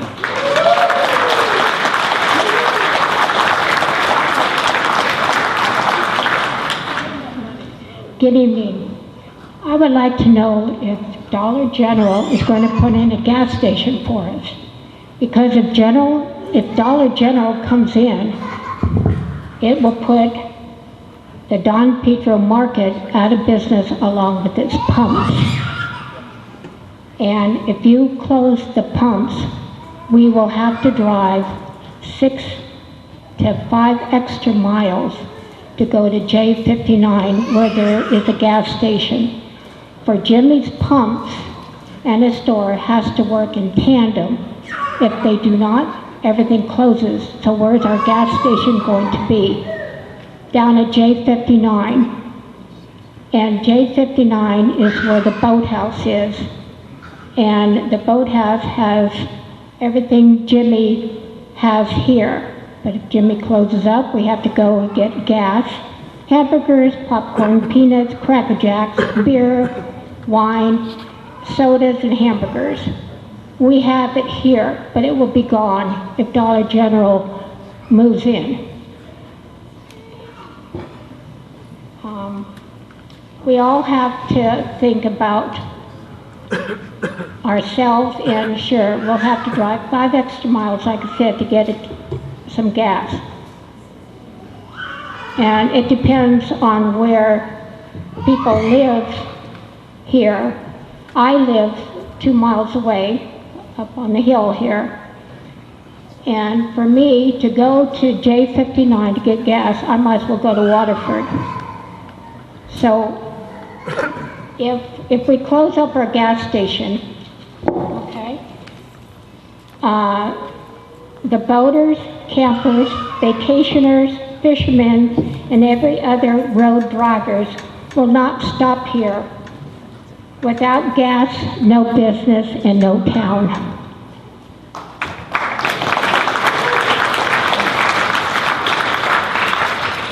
My name is Jim Harrison, and I lived here for about 30 years. Now, I'm not mad at anybody, but I wanted to say this. My wife and I have a business, mail delivery business. We have other businesses, plus I pastor a church. And I lived in Sonora 23 years, and I saw Five's Office Supply close down when Staples moved in. I saw Andy's close down when Lowe's moved in. So I have seen the effects of the small mom and pop stores close down because of the big stores can get their products cheaper than the other places. Well, if Jimmy's store does close down, what happens is we have 4 rural mail routes that service all the way from downtown Coulterville to downtown LaGrange, which includes all of Don Pedro. And if he closed down, we get gas probably, we have to get gas 3 times a week that we have to fill up to deliver the mail. And if he closed down, we will not be able to get our gas there.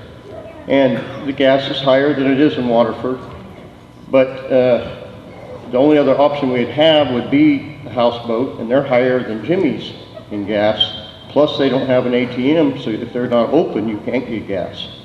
And so that would hinder our business. Plus, I thought about this on the way here today, was you have a lot of people that have boats in mini storages. And everybody knows when you store your boats or your jet skis for the winter, you don't fill them up with gas. And if there's no gas in those, where are they going to go to get their gas to fill up the boats? And so pretty soon the mini storages are going to lose business because they're going to store them in Waterford where they can fill them up before they come up here. So there is a negative effect this all can have also on our community, especially what I'm told it will close the Don Pedro Market. As I've said, there's several other, I'm sure, stores that closed when all the bigger stores, you know, in Sonora, when they did. I lived in Sonora, moved there in '74, and I moved over here in '82. And so there is an effect on the mom and pop stores that happens. And if it does close, it really, because of the gas factor, it will mess us up. I don't know what we do for gas. We have to put in a gas tank at our house, I guess, if you guys still approve those or not. I don't know. But we'd have to do something, you know, we'd have to, so it will be a hindrance for that reason. Thank you.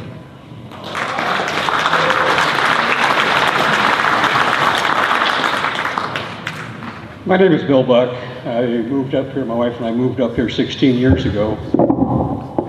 And I am a retired banker and retired real estate agent. I worked at the local Tri-County Realty here, and I know the demographics very well.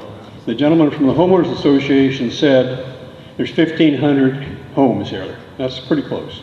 He said there's 1,700 property owners who come up here and visit. No, they're empty lots. There's no property on, there's nothing on those lots. They may come up here to look at it once a year, but they don't come up to visit. And of the 1,500 residences, 1/3 are vacation homes, and about, probably another 1/3 are retired people living up here, including my wife and I. We go to town at least once or twice a week, just like most of the retired people here. We have to see doctors. We have to get prescriptions. You got to go to Sonora or Modesto or Merced to get your prescriptions. There's only one doctor up here. There's no specialist. So all of us go to town all the time. So having a convenience of Dollar General here is not convenient. We drive right by one in Jamestown twice a week. So I don't see that. And the issue about the people living there on the property, that was answered. At the very first meeting here, the gentleman representing Dollar General said that's their problem. And I don't think that's fair at all. You know, if there's property across the street, there's property nearby that one of your board members offered to Dollar General, but they decided they'd rather get something cheaper and evict the residents than take a vacant property. We don't need them. You know, there's no reason to have them here. Everybody here, I mean, if anybody here needs something, I'll do like with my neighbors. My neighbor had cataract surgery. He needed to go to a doctor in Sonora. I took him. You know, and we do that for each other. If my neighbor, when I go to the store, I've got an elderly neighbor, I ask him, you need anything at the store? If he does, I pick it up for him. I mean, you know, I don't understand what Dollar General's going to do for anybody. And the demographics, like I said, there's not enough people here to support that store. If you take 1,500 residences and 1/3 of them are retirement homes, or 25% of retirement homes, and 1/3 have retired people living in them, there's not a big market for money to be spent here. Because most retired people like me are on a budget. And the other thing is too, that we moved up here to get away from big box stores. And that's a big box that they want to build. Thank you.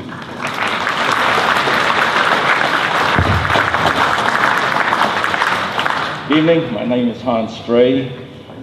For one, I would like to know the specific reasons why Supervisor Gray, our own supervisor, has reclused himself from these proceedings. I also want to, since I'm one of those over 30 years people, it was the realtors that put up grocery store coming soon, and they repainted it every year. Just kidding. And, but it was everyone who lived for any time knew that it was more or less the joke of the community. But I am asking you to uphold the decision of the Planning Commission for the following reason. The vast majority of the residents of Don Pedro are not for this. Even the petitions are 4-1 against this project. Obviously, you already understood from emotional speeches of those against that the majority of our community would like to keep the flavor of our community. And we don't think a box store will help. Dollar General is not a grocery store, neither is it a department store. It is a store that is carries things that are in direct competition with Don Pedro Market. I'm not against fair competition, but that is pitting a local store against a $21 billion corporation. That's not fair competition. Even as you have listened here tonight, even the proponents for this Dollar General store call the owner of the market, the owner of the business, not the property, Jimmy, by his first name in the most personal kind of manner. But I would challenge anyone to know the CEO of Dollar General, much less be able to call him by his first name. That's what small community is really all about. And we're not often asking much of the county and often are happy with that. It's not all that tragic that the only time the sheriff's department shows up when somebody is dead. That's not always a bad thing. And so in closing, I want to just remind you of your responsibility to represent the will of the people. And I think you're hearing the will of the people of the majority of Don Pedro. Thank you.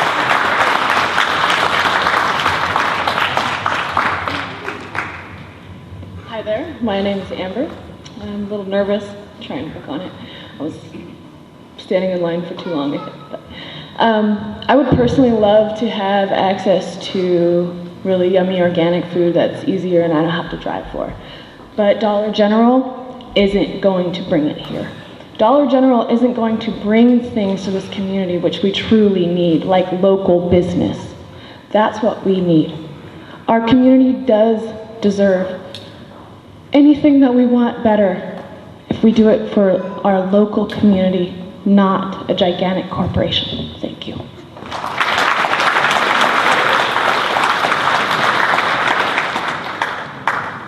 Hi, my name is Wendy Cheatwood. My husband Jay and I have been here for 19 years and we've raised all 5 of our kids here. Our property values have substantially increased in the last 19 years. We have no complaints about that. The Dollar General rep stated that the numbers based on a Nielsen study, or the numbers that he presented were based on a Nielsen study, but I didn't take part in any kind of a survey, and I don't believe anybody I know in the area took part in any kind of a study. That's important to me. I read an article in the LA Times, November 30th, 2006. Dollar General was the largest U.S. retailer by number of stores. They plan to close more than 400 stores in 2007 after 2 straight quarters of falling profits. The least profitable stores closed, and then they were going to open new stores at a slower rate, and that was 10 years ago. And now you see the same exact thing. They're opening stores very quickly in all rural communities across California. So what is to keep them from doing the same thing when their profits start to fall?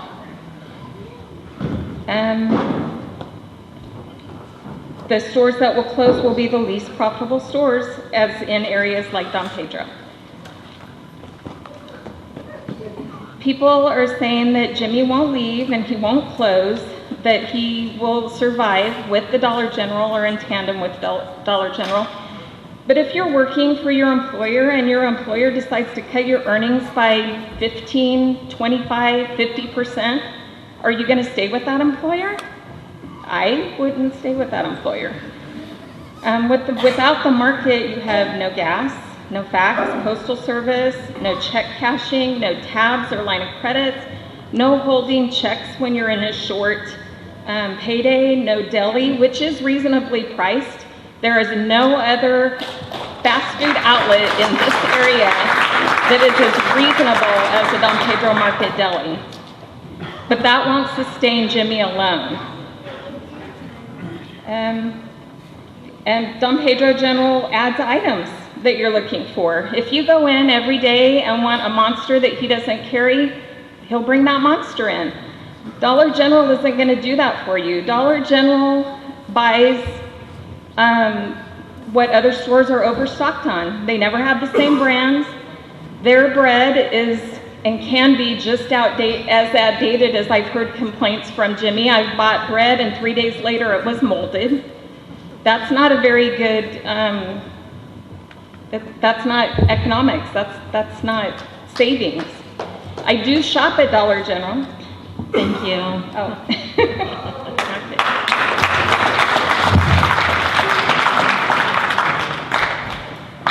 Good evening. My husband and I, we are both against the Dollar General. There are 21 stores, Dollar General stores, within an hour. The two closest is Waterford and then in Jamestown, 30 minutes away. They don't sell meat, they don't sell vegetables. So the older people, they still have to go to the valley like the rest of us to get food for the week. They aren't adding anything. And I question their quality of their products. My sister went in, bought a package of hamburger meat. It was from New Zealand, Australia, Mexico, and Canada. She cooked it. She had me look, I was there, it looked like noodles. It went in the trash. And then I seen these potatoes and they're green. And then those went in the compost pile. I've seen on the computer, there's been not one time but 3 times they have sold toys with lead. I don't think they care what they sell us as long as they can make money on it. Thank you.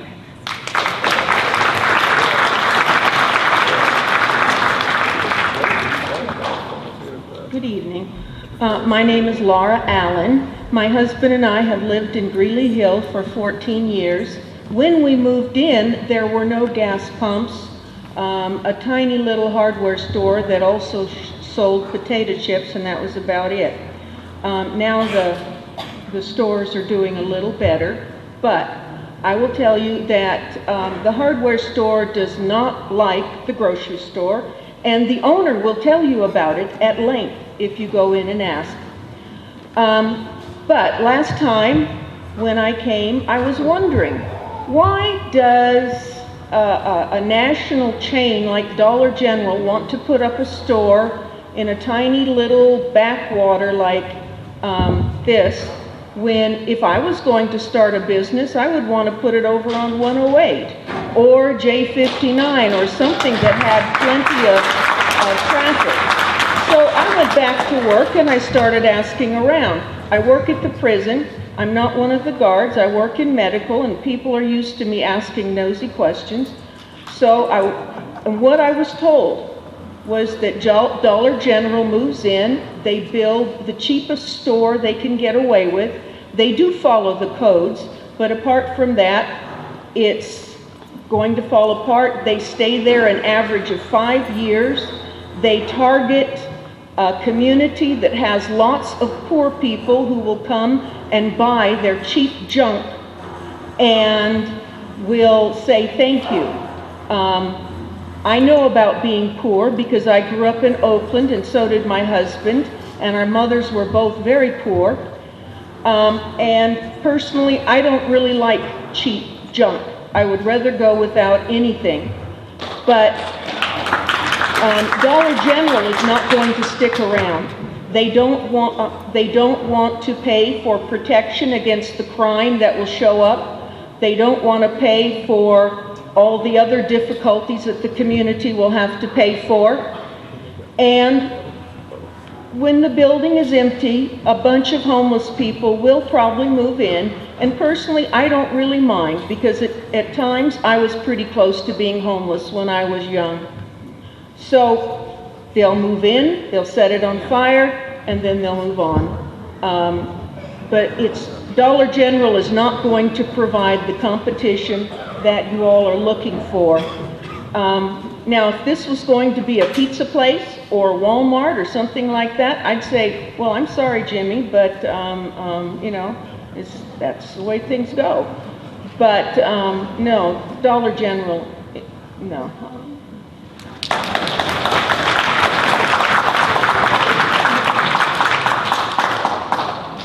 Good evening. Stephen Zuma, part-time resident for about 6 years, the last year and 2 months and a couple of weeks, not that I'm counting, I've been retired. Jimmy does not get rich over what I buy from him, for sure. I don't pay his water, I don't pay his electric bill, for sure. But I tell you what, the things that I have forgotten in town on my way up here from the Bay Area, that's what I go to Jimmy's for. The most important for me is gas. He's running at $2.89 to $3.09. The houseboat's $3.19 for regular gas, $3.69 for premium. That's a difference from 30 to 60 cents a gallon. I don't know that anybody hardly buys at the houseboat. Plus the no ATM. If he was to go out of business, you have to go to the houseboat when they're open, for sure, and you have to go inside. Jimmy's a businessman. The Don Pedro Market is a business. He's there to make a profit. The Dollar General is a huge, huge corporation, chain, and if they don't make their profit margins, which are way higher than I will guarantee that Jimmy is making, they close those businesses. They're like some of their other competitors, big box stores that go into smaller communities, put what I consider mom and pop out of business, find out that they're not making their profit margins, and leave. So now you've put mom and pop out of business and you have an empty building. I don't buy all my groceries. I buy groceries in Merced or in Modesto. I want to do the presentation of the economic breakdown of the 30 million. I only really saw the first two items that pertain to either one of the stores. And then the last thing I want to leave you with is I checked at 5 different internet sites. Currently, Dollar General has over 1,100 complaints against their stores. 589 are with the Better Business Bureau. Thank you.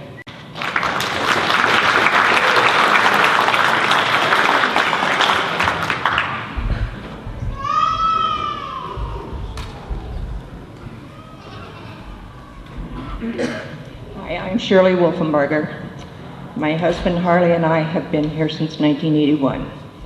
We were the, I would say, the second owners of Don Pedro Market. We owned that store for 22 years. And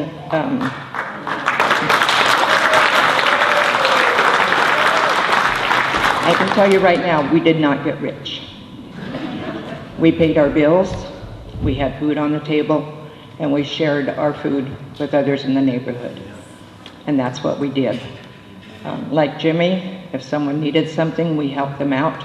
If they needed gas, we gave them gas. If they needed food, we gave them food. If they couldn't pay their bills, we carried them. We have money running up and down 132 to this date, and it's a gift. What I did want to talk to you about, though, is we were talking about the gasoline. Jimmy sells a lot of gas. 25, he gave me some paperwork, which I'm not going to share the dollar amounts. but 25% of his income is gasoline. Of that 25%, on the gallons sold, and if he makes 10 cents a gallon, that's a lot of money. 10% of what he makes on that gas is actually what he's able to put in his pocket. And that's not a lot of money. Gasoline is an attractant. It gets the customer in the store to buy that loaf of bread or to buy that gallon of milk, which I heard someone say, do you know he charges $5 for a gallon of milk? Well, I was at CNC Market in Sonora the other day, had to get gas because my tank was empty. Ran in to get a gallon of milk. Do you know that they charge $6 a gallon for a gallon of milk? When you're a small business, your cost is higher. Your price will be higher. They were talking about Greeley Hill and the two stores that coincided there. But we're not comparing apples to apples or oranges to oranges. Those two stores in Greeley Hill are mom and pop businesses. If we put Dollar General in here, we have a mom and pop business and we have a billion-dollar corporation. And I'll tell you what happens with corporations. Jimmy pays $6 a case for a case of Pepsi. That's his cost. He puts his 30% markup on it. It's going to cost you $7 or $8 or $9. Corporation, they buy it for $4 and sell it for $6, which is what Jimmy pays for it. It doesn't seem fair, but that's corporation. Thank you. Compared to mom and pop.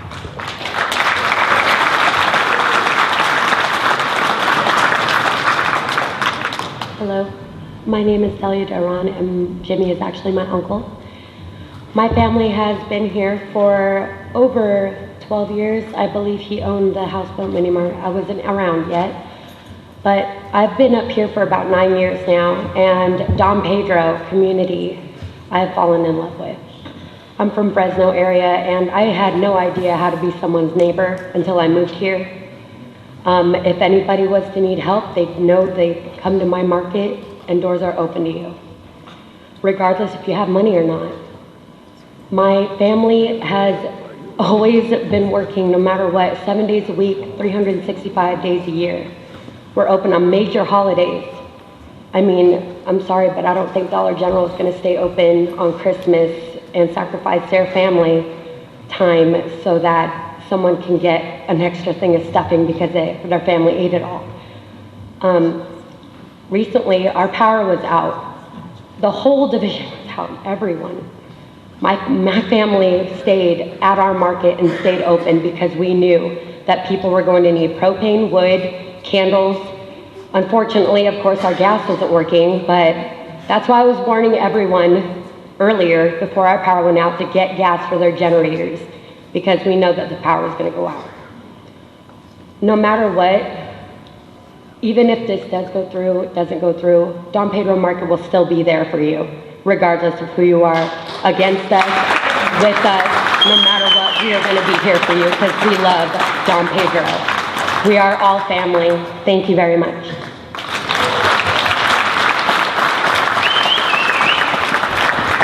My name is Jason Lee. Now, I moved up here in 2008. It was a choice. I chose to move here. There was that store. That was about it. Bozick's Pizza, they closed months after I moved here. There's been no other big stores. No, people talk about all this, what they had. We used to have the automotive store, with all this stuff going on, a mechanic, all these shops closed. They're not here. They're not here for a reason. These guys. You know what? Comparing the Dollar General and the store in Jamestown, come on, you got two big casinos right up the road. Everybody, you got a massive thoroughfare. People going up and down, right through there. Of course, Jamestown can support that. We cannot here. We don't want it. My vote's no. Hi, my name's Brett. Jimmy's helped me several times when I didn't have money on me. I vote no.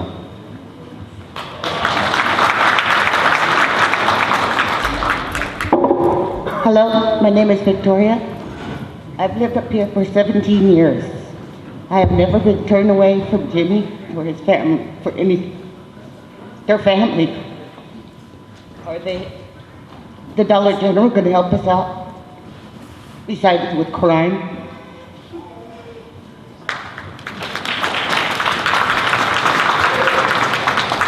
My name's Jennifer, and we've been up here for over 10 years. And the market is a place where you can call them family. The big box stores is not going to be open on holidays. We've stopped on our way down the hill, up the hill, because we forgot something. That's what a convenience store is for the convenience when you need something. They were comparing the Black Oak Market and Jimmy's and the Houseboat. They're not right on top of each other. The pizza parlor, wonderful pizza, couldn't sustain here in our community. Big box stores are not going to be able to sustain with this economy we have here. We moved up here to get away from the big communities. I go down to Modesto because I work in Modesto. I don't want to drive through Modesto. I don't want the crime to come up here. What's going to happen in a few years when this community could not sustain that big box store? We now have an empty building that's going to get vandalized. You say that the sheriffs only come up here for someone who's passed away. We don't need them up here because the crime has gotten so bad that we're now acting like Modesto or Merced. We don't want the crime up here. We like the fact that we can walk into Jimmy's. There's been a time where payday was still a day away. Jimmy will float you for the day. Whatever, you know, he helps the 4-H up here. He helps the FFA. He helps the high school. He helps the elementary school. Is that box store going to be there for us when we want the help that he's letting us do our bake sales? He's letting us, you know, do whatever we need to do. He helped with the candlelight vigil when we had people who were taken from us. Jimmy has been there for this community. Is the big box store going to be there? No. When they move in, are they going to hire local people to help build this store? Probably not. Are they going to bring in a local person to manage that store that they don't know? Probably not. Are they going to hire local people? Not many. It's not a big store hire-wise. The average store in a big city only has 11 employees. What are we talking, maybe 4? That's not a big thing here. We've got empty buildings. Why are we not using those? Why are we having to take out people who live in that little trailer park? You know, utilize all of our empty buildings. We've got all these empty houses because people could not sustain living here. Big businesses are not going to sustain living here either. I'm definitely against the Dollar General being right on top of Jimmy.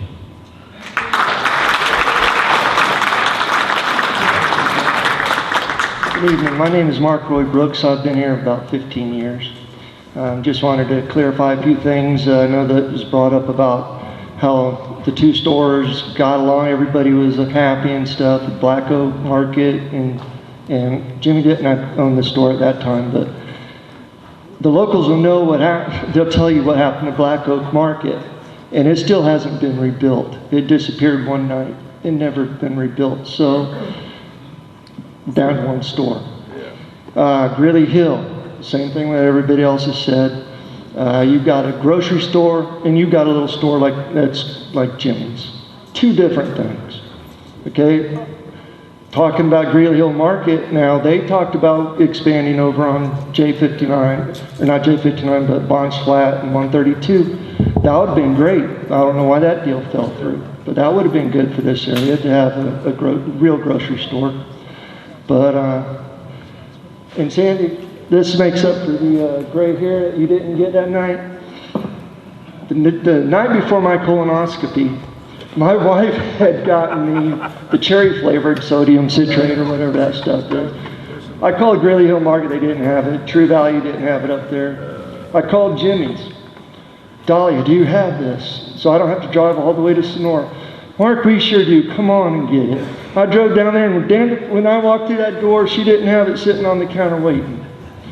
You know, I don't think Dollar General is going to do that.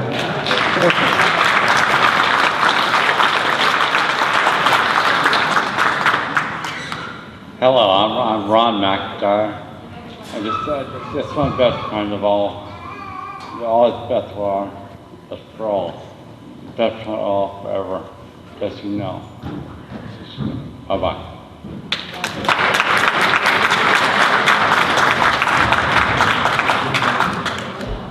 I know you see my face, but I'm reading this for her. Hello, Don Pedro families and community of supporters. This is Monica on behalf of her deaf parents and 2 deaf daughters to be here for this critical decision based on saying no to Dollar General. We're here without no signing language interpreter is not stopping us to communicate this with you all. We've lived here and still living here for the longest time. We're only deaf families here out of 24 years. Don Pedro Market is the only family who still welcome us to feel like a family.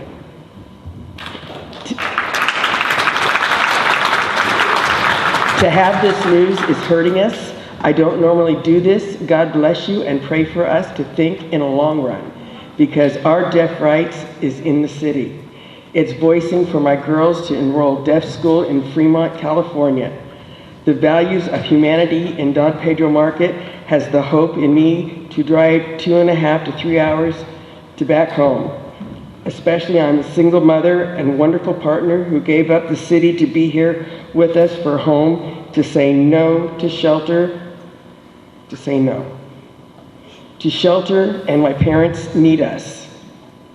To care for our home is fairly falling apart while they're at my sister's Bay Area home. Pretty much we're alone here. To go to Don Pedro Market to feel closure for our needs will be taken credit for they trust us to be to best customers for years. Gas number 1. Dollar General is the dream come true with no sense of trust. Why business is money talk, right? Sad face. Humanity is the hope for Don Pedro Market is the special place to go to from no other place to even enjoy an hour drive. Why can't we just have 2 stores that help us to feel blessed to be home with no worries for struggling on low income? God bless for Don Pedro Market to be so kind to pay it forward. What can we say to now? Open hearts to mind for the best interest on my family. Thank you. Thank you.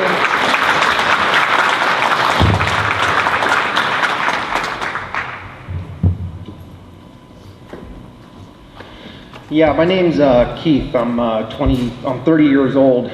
I moved up here 3 years ago. I was 27. I moved up here because I got tired of people stealing my dirty boots out of the back of my truck. Now, when my motion light goes on, believe it or not, there's been a bobcat in the back of my truck. But that's okay because the bobcat doesn't steal my boots. I can go to work in the morning. This town was founded in 1849. And I did a lot of research. We're the only town left standing that has been able to keep out corporate America out of our small town. That's why I specifically moved up here 3 years ago. 3 years ago, the market was real cheap. I had my choices to live anywhere, and I mean anywhere. When I came up here, my real estate agent, Bob, he told me, he goes, we found the perfect house for you and everything, but unfortunately there's no local stores. Well, what you would consider a big chain store. You got to drive a half an hour. And I said, well, that's fine. I'm not lazy. I can drive a half an hour. It's no big deal. A lot of people that are on committees that are voted in, such as yourselves, are all for usually protecting things. I wish you would protect a small community and keep Dollar General out. I vote no for the Dollar General, just like I always have. Thank you.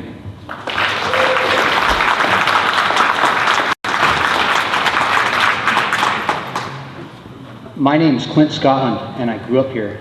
About 37 years of living here. I've seen the SCAR go under. There was a promise in Big Oak Flat to build a gas station that failed. A bunch of other places that have failed from there on. Rush Creek came in last year and put in a giant resort, hired no locals, all internship from San Francisco, which is tantamount to slave labor. And slave labor is not needed in this community. A dollar store is absolutely useless to us. A Safeway would be a much closer landslide in the situation here for a lot of the older people here. I think you can tell that the market is, Jimmy's Market, is not only the place where we go to get everything, but it's also our community hall. It's where we sit and discuss things like this, and how many of us are. It's a landslide. There's no decision to be made. Thank you.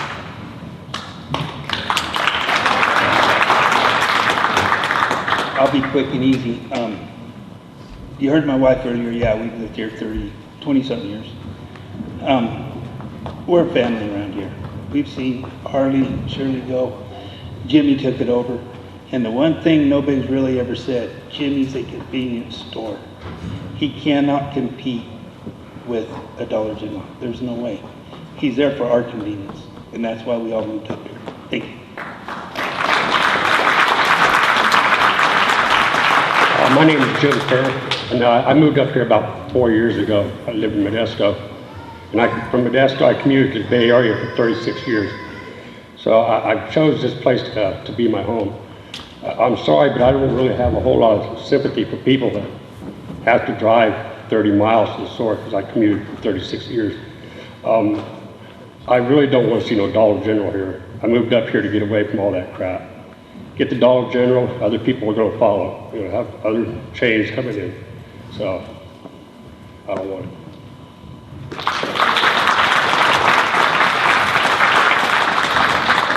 My husband and I have lived and owned a contracting business in Don Pedro for over 39 years. In that time, Don Pedro has had and lost several businesses, a few being the golf course, restaurants, car repair and parts shop. Several small markets all had fuel stations. Our small community couldn't support them. There have been no new homes built here in several years. Dollar General coming to our area will not bring new business. What new business has it brought into Jamestown or Soulsbyville since opening there? How many new homes have been built in either town since Dollar General arrived? As local business owners, we believe in fair competition, but it is not fair competition to force a small family-owned and run business to compete with a multi-million-dollar chain store. And I correct that to billion, thanks to Mr. Frey. Especially right next door to the mom and pop. Neither Dollar General in Jamestown or Soulsbyville were built right next door to a small market. Allowing the Dollar General to go in so close to the Don Pedro market will have a devastating effect on our community. First to be devastated will be the families that currently live at the RV park, which has been in operation since the 70s. Being forced to move could be financially devastating to them. Second will be the employees of the market, as the market will be forced to lay them off to cut costs. Third will be forced closing of the market. We will lose the fuel pumps. The cost of operating and maintaining fuel pumps is very expensive. It's not cost effective to have one without the other. If it was, then why did the other markets that went out not keep their fuels open? Lastly, the remaining local businesses and their employees, mail, newspaper deliveries, school, lake and water company employees, volunteer firefighters, and EMS volunteers all depend on local fuel supply. Our area will be left with only one outdated source for fuel. Will a no put Dollar General out of business? No. Will a no affect Dollar General's right to own or start a business? No. They are already a multi-million-dollar business. They will just move on to the next small town on their list. A no vote does not devastate anyone. The Don Pedro market has met the needs of this community for over 30 years and will continue to do so and get better if not forced out of business. Obviously, the Planning Commission realized that Dollar General was not a good fit for our community when they voted it down. You, the Board of Supervisors, need to respect their previous no vote and vote no also. Thank you.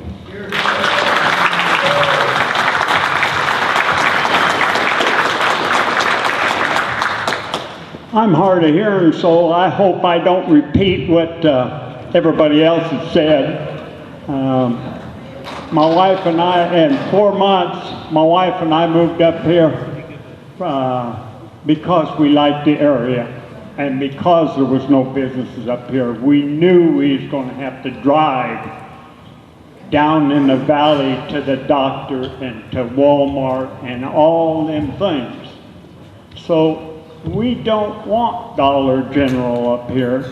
Even if it was Walmart, I would be against it. We don't need the homeless. We don't need all the problems that it will create up here. We like the peace and tranquility, excuse my tongue, that we get up here.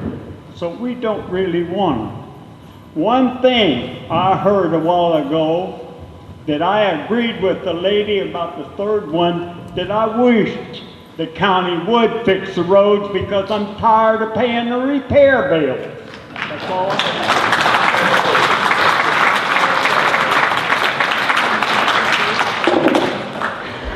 Sure. Can you hear me? Up here we have horse people, and we have a lot of horse and pedestrian trails around. If we get a lot of progress up here, it'll involve those being closed. One other thing, my husband and I go to church in Snelling, and there was a little grocery store about the size of Jimmy's. And every Sunday, there would be no parking places left in front of that little store. Then they decided to build an AM/PM market there with 2-lane gas stations. Now you hardly ever see any cars in front of that little store. And you used to see old men sitting out on a little worn bench in front of the store like you used to see in the olden days, but you don't see it anymore. So it does happen. And we, in this area, in Tuolumne and Mariposa, are with Jimmy. Dollar General has a big business behind them, and we don't need them here, and I won't shop there.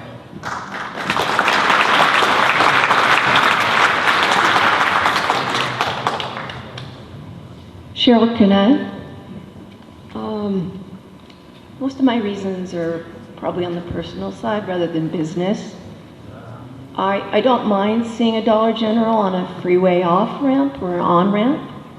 I have a problem, though, seeing one in Twain Harte, Columbia, Don Pedro Lake. It's pretty uninspiring. And as a photographer, when I need to be inspired on a Sunday and I go for a drive, I don't have to drive very far. And it doesn't take very much. We have so many birds in this area, so many lakes. It's so beautiful.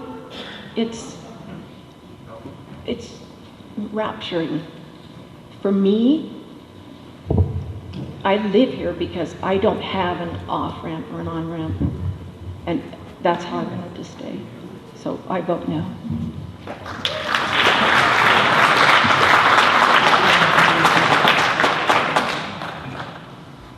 My name's Paul Gerard, and I guess I'm the old timer here because I've been in Tuolumne County 72 years. And I've run a multi-million-dollar corporation for the last 38 years. We build wood roof trusses. And I've been racking my brain trying to figure out how the Dollar General comes in here and invests $1 million+, and that's pretty conservative, and expects to amortize their loan and make a profit too. So I've done a little bit of poking around, and we do all of the In-N-Out burgers for the United States. We're shipping into Texas right now. And I got to know their people in LA pretty well, so I asked them one day when I was talking to them on the phone, I've got all these people around Sonora asking me, when are we going to get an In-N-Out burger? So they said, you know what, just on the QT we'll do a little study. So they did. And their answer was, the demographic won't support an In-N-Out burger. So he said, the answer is never. Now, if the demographic of Sonora will not support a burger joint, how in the world is the demographic of Don Pedro and the area around it going to support a Dollar General? It's not in the cards. And I still don't know what their axe is. There has to be an ulterior motive, and business-wise, I can't dig it out. So the bottom line is you can put a fur coat on a pig, but it's still bad. Thank you.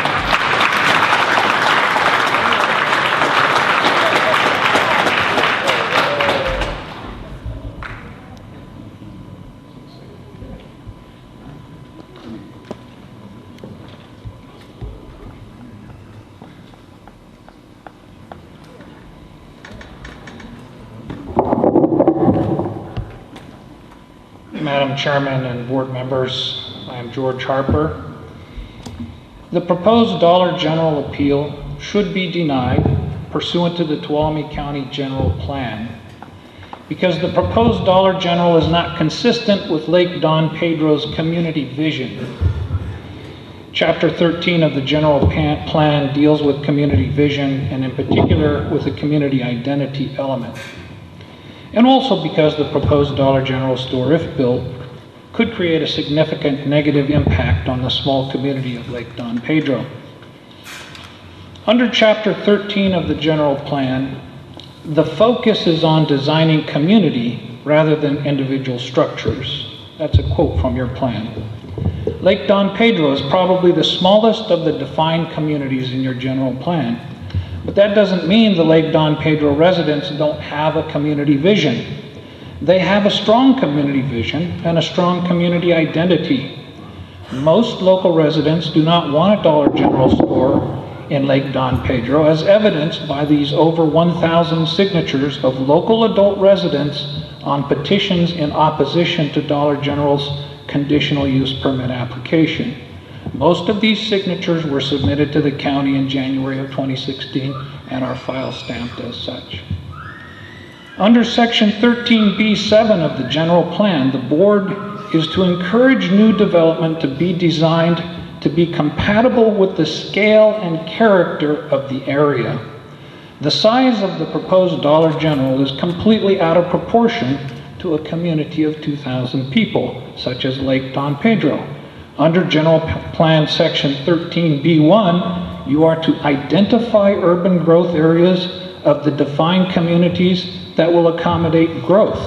This extremely small community is not ready or able to accommodate growth. In fact, it has declined. Section 13A4 of the General Plan says you will discourage strip development along the county's arterials connecting communities. If the local residents wanted to live with strip malls and box stores, they would have chosen to live in Jamestown or Sonora. Most local residents move to the Lake Don Pedro area to get away from the city. Section 13AF of the General Plan says you will seek to preserve rural scenic quality, and Section 13AG says you will maintain the integrity of separate, distinct communities and discourage inappropriately placed developments. A number of other sections of Chapter 13 of your General Plan are applicable to state that this appeal should be denied.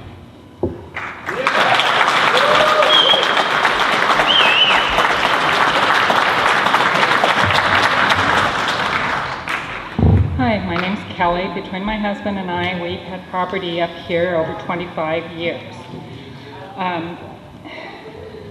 We don't oppose competition for local businesses up here, but to have a Dollar General next to Jimmy's would be detrimental to our community here. There is a location by the hacienda that Dollar General refuses to take advantage of, and the only reason that I can see that they are not taking advantage of that location is because they do want to put Jimmy out of business. Jimmy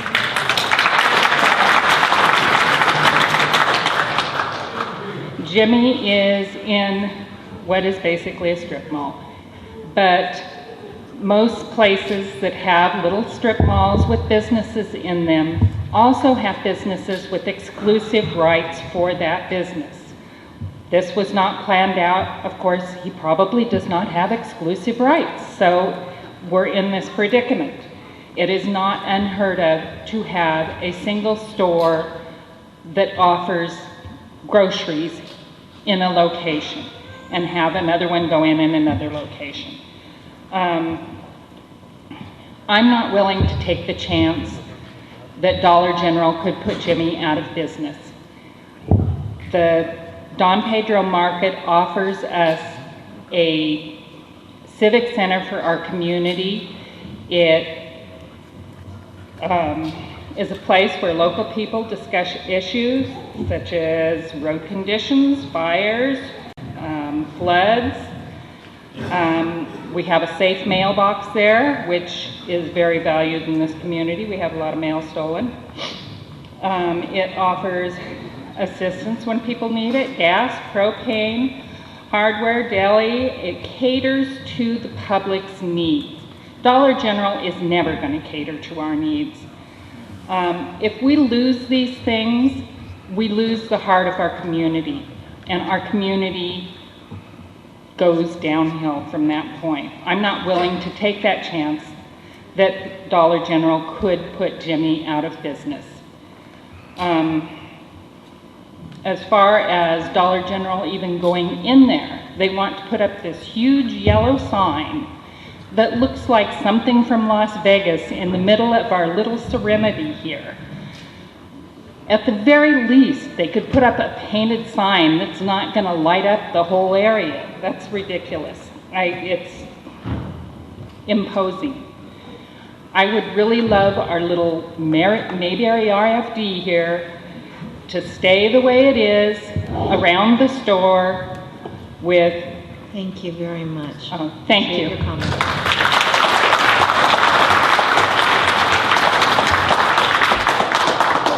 I moved back here in 2001 from San Francisco. I moved here because it is a very rural, quiet, beautiful place. I moved here because I have an autistic son who could not function in a busy city. Since then, he went from nonverbal to, he's in college right now. He played sports up here. Jimmy supported the sports. He supported all the teams. He supports every school. He supports the students. There's not a person here who could say that he has not helped. He also donates twice a month to the church and help feeding the needy. I heard Dollar General gives out scholarships. Well, I'm sorry, Jimmy has for years supported our schools. Food, money, whatever they need. We the people have spoken repeatedly. The majority have spoken repeatedly. We have done petitions that far outnumbered the opposition. We have showed up here. You guys voted with us. The only reason we're here again is because they're a multi-million-dollar corporation and somehow can keep making it vote again. You're not going to change our community's point of view. We don't want them here. I would not. I have a teenage daughter. I have a teenage son. Those books right there, if you could please give them to them, are all complaints against Dollar General. I would not let my daughter step foot in there. I wouldn't let her work in there. I would not let my son work in there. I would never feel safe. I wouldn't be able to sleep at night being a mom letting my child in that store. Because, look at the complaints. You see that? Ma'am, talk to us. I'm sorry. I could be here a whole week listing all the complaints in there, but I don't have a week. Those speak for itself. We have petitions saying people want the Dollar General. 200. We have 1,000. Out of that 200, 65 people refuse to even give their names. They're from Poland, from Italy. I'm sorry, I don't want somebody from Poland and Italy voting for me. This is my community. This is where I chose to raise my children, in a quiet community. A store on top of Jimmy's, who donates so much to our community and does so very much for everybody, is detrimental. It is detrimental for us to keep him here and not have that box store in our backyard.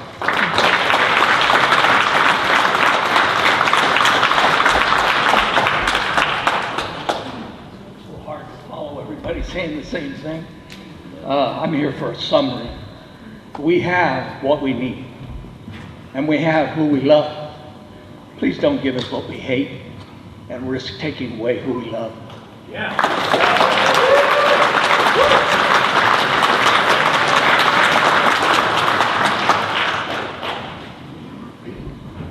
I've lived and worked in the Don Pedro area for 39 years, and I'm against the Dollar General. The proposed Dollar General is in violation of several general plan policies as I see it. 13A.1, 13AA, and 13B7. The extensive grading of this project does not conserve and promote the scenic area.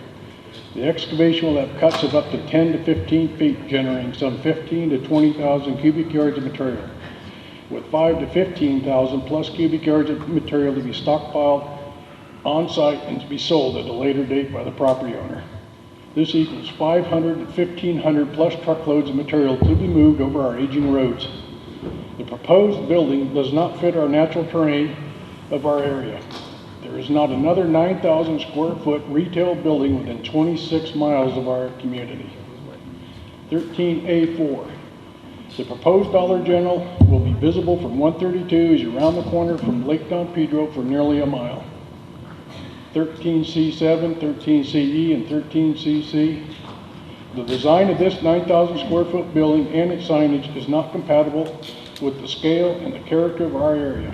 It will completely overshadow in size and design of current local businesses. 13CF, the main parking area will be highly visible from the state highway.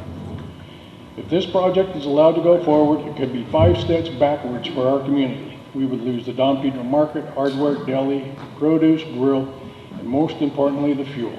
That would be devastating to our community. The Don Pedro Market has been fulfilling the needs of the community for over 30 years.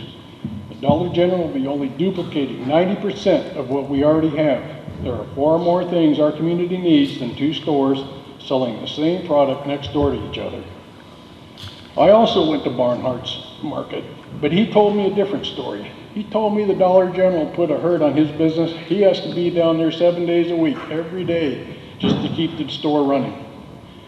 And one other quick note, at Don Pedro Market, 350 cars at peak hour pass the Don Pedro Market. That equals 1,550 per month. Greeley Hill has 630 cars at peak hour, 4,000 per month. Quite a difference in exposure between the two. You, the board, need to respect the decision of the Planning Commission, for they saw what our future could hold and voted against the project. Thank you.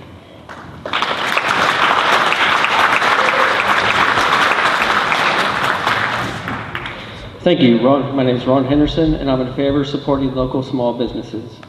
This conversation isn't about a store, it's about a gas station. The Don Pedro Market is a convenience store and relies on grocery sales to pay for the gas bills. There isn't enough money in gasoline pumps to make it as a business. With a family of 5, it would be foolish for me to buy groceries, although I sometimes do in small amounts from a convenience store. Our community relies on the gas station. Putting the Dollar General up right next to our local convenience store, who has supported our community forever, will no doubt bankrupt it. I'm not willing to gamble not having gas in our community. With the small population we have here, we don't have enough people to sustain the local economy of the same business. The Houseboat gas station is not open to sell gas outside of business hours. So if you came here tonight and you have to drive back to Sonora, you'd have to make it there on the gas you left with. And tonight you have to drive an extra 15 to 20 minutes because of the dam. If keeping our gas station here means not allowing a big company in, then so be it. Not having a gas station here will slow down the small amount of tourism here. It'll be harder to attract new home buyers. I'm not against businesses. Just build something that doesn't directly compete with our gas station. Thank you.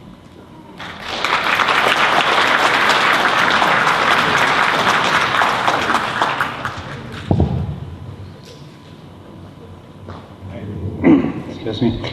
My name is Sid Logston. I have heard tonight something that I had not seen before, the information given by the Dollar General, including the statement that there is a $30 million, I believe it was, leak from here in terms of dollars leaving the area. They said that they were using for this an 8-mile radius.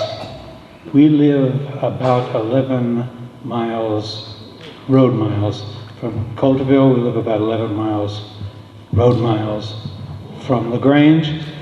Straighten out the road miles, or straighten out what you would get with an 8-mile radius. And the area that they're speaking about is not our area. It is our area plus Coulterville plus LaGrange. It may not make it to those cities. I don't have a map and protractor, but it certainly takes in half of their hinterland. So that's inaccurate. The purpose, of course, of the statements is to suggest that it is possible for the two stores to both be here, competing with one another in the good old American way, and both survive. That's simply not true.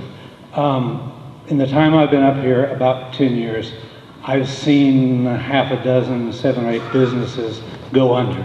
Jimmy's is about the only thing we have left. While I've been sitting here tonight and listening to everybody else, they've talked about another 7 or 8 that had gone out before I got here. So our community is shrinking. We've had 1,000 people say how terrible that is, and of course it is, but the fact of the matter is, it has shrunk. At the size we have now, at the number of people we have here, with so many of them still working and going to town every day, and so many of them being elderly or my age, which I refuse to call elderly, but having to go into the doctor, that drain of money is not going to change because Dollar General moves in. They'll save a few pennies out of all of that, even if you shrink the 8 miles back to a reasonable figure. The bottom line is, Dollar General comes in, the store we have goes away. Then Dollar General goes away, because there's no way that they can make a living here. Anyone can see that. The figures are not convincing.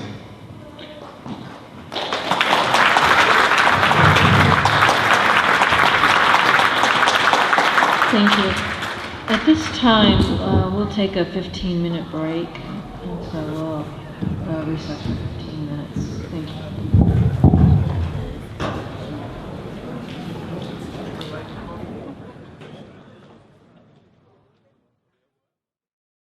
Okay, at this point in the public hearing, we would like to hear from anyone that is neutral, has a neutral position. Just to keep things interesting. Well, first off, I would like to point out to your timekeeper that the Brown Act was amended on January 1st, and so the woman with her interpreter who was deaf should have been allowed 6 minutes and not 3 minutes. She didn't use them. She finished before? She did finish before 3. Appreciate the But if point she had here, I was gone over watching. and you said something, I might have gotten that. And secondly, this is a site development permit, I believe. And I've heard a lot of, I don't like them, they're horrible, we like Jimmy, we want this business, we don't want that business, and that's really not your job to decide who stays in business and who doesn't. I heard one person talk about the building and described it as gaudy. And then finally, I heard 2 people get up and talk about the general plan. So I want to appreciate those 2 people who actually did talk about what should be discussed in the site development permit. So thank you.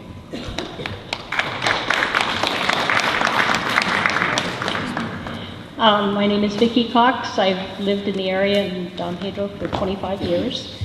And my concern, we use Jimmy as a Don Pedro market as a convenience market, and some of the prices are higher, but he's convenient. We had to buy gas the other day for our generator when our power was out, and it's convenience. My concern is if Dollar General comes in, and I don't have a problem with Dollar General, and I think competition is good, but we've had a lot of different people coming up giving facts and figures. I don't know which is right, which is true, how it's all going to pan out, but my concern is that if Don Pedro Market does go out of business because of Dollar General, and then Dollar General, if there's not enough commerce here to keep them going, and they go out of business, 4 or 5 years down the road, we'll have nothing. This area, I worked for the county, for Tuolumne County for 15 years, and I know as well as you do that the services here are pretty much nil. I mean, you don't get anything out here unless you have an emergency of a sort. I work for the sheriff's office. Because we have so little as it stands, if we lose Don Pedro Market and then in the end lose Dollar General, again we'll have nothing. So what I just wanted to present to you is that you guys have the responsibility. You've listened to all the facts and figures, and I'm sure you have more research that you can look into, but I just feel that your decision is very important for the ultimate welfare of the area, that it's not necessarily your concern who stays in business or who doesn't, but by whatever decision you make, if we lose Don Pedro Market and then Dollar General doesn't stay in business, again, we're without any services. So I just like you to think deeply. Thank you.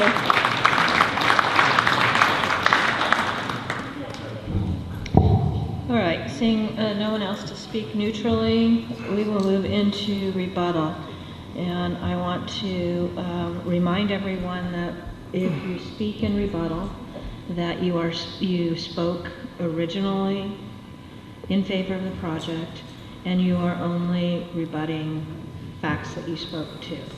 And rebuttal time will be 2 minutes. So is there anyone that would like to speak in rebuttal? Thank you, Madam Chairman. Joe Bell, Cross Development. So a lot of opinion given out tonight. What amount of fact in there is tough to figure out. What I did hear a lot of was the look of the building. Gaudy, doesn't look right to the community. And I think I mentioned that early on in my presentation, but that's one thing that I have a lot of latitude with, and that's really what we're here tonight about, is the site development permit and the rezone permit or application for the open space. And so I have a lot of latitude in the way the building looks. Again, we landed where we're at because there wasn't any particular guideline to follow, and we look at the market and we look at what's out there, and we thought, okay, this storage buildings, this all kind of fits with metal siding and some trellises and awnings, and so there's latitude there. And so I'm absolutely open to the latitude of being able to adapt the elevations to a more suitable for the community. I'll be happy to work with staff to get that. So what I would just recommend is, one, I would recommend approval of the site development permit and the rezone application ordinance change with the condition that we work with staff directly to improve the look of the building. There's a landscape plan you had. It didn't pop up in any of this, but if the landscape needs to be adjusted to screen the parking lot more, because that was another concern, absolutely we can screen the parking lot more with additional landscaping. Signage is also I have a little latitude with as well. So 3 big things that were talked about quite a bit in the look of the building and why they don't like where it's going to be. So 3 things I have a lot of latitude with in working with staff to make it more amicable to the community. So thank you very much.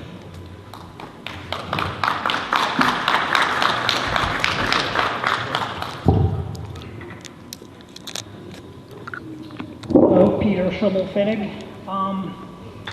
Rebutting a comment about bad-looking building.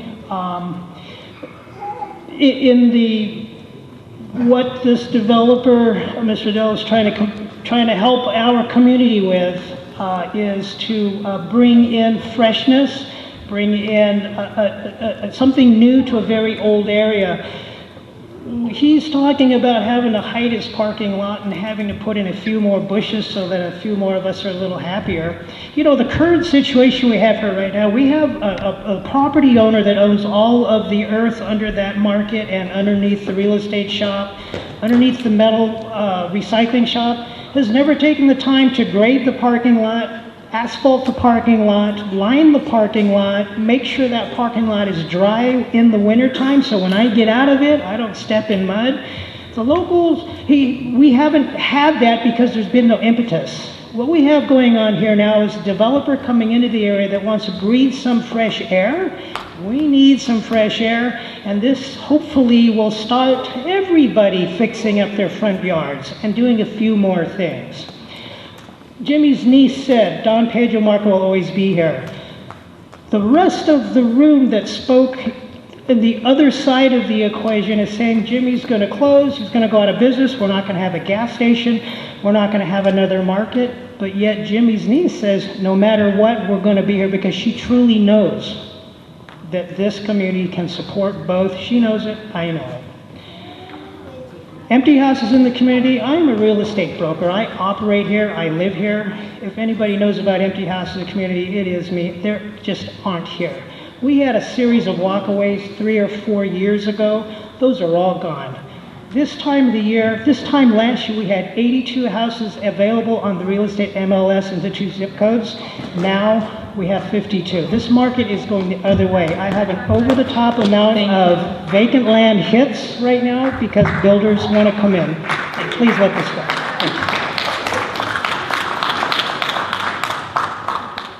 Well, I was going to mention the same thing about Jimmy not going out of business. His own niece said so. That's been taken care of. The other thing is the petition that everybody keeps saying that we only had 200 and some petition signers, and they had 1,000. I personally don't think that you can trust their petition because one gentleman already came up and told you that his name was falsified on there. He did not sign the petition, and somebody faked his name on there and put an incorrect address just to get names on there. So if it's done once, how many of the signatures did they fake? So the other thing is, I still believe that this whole thing cannot be based on personal opinion and everybody's what if down the road he goes out of business. Businesses compete against each other all the time, and that's the chance you take when you're in business. But people saying he's going to go out of business, nobody can predict that. His niece says they're not, and she would know better than anybody. So I think you should approve it and let life go on. Thank you.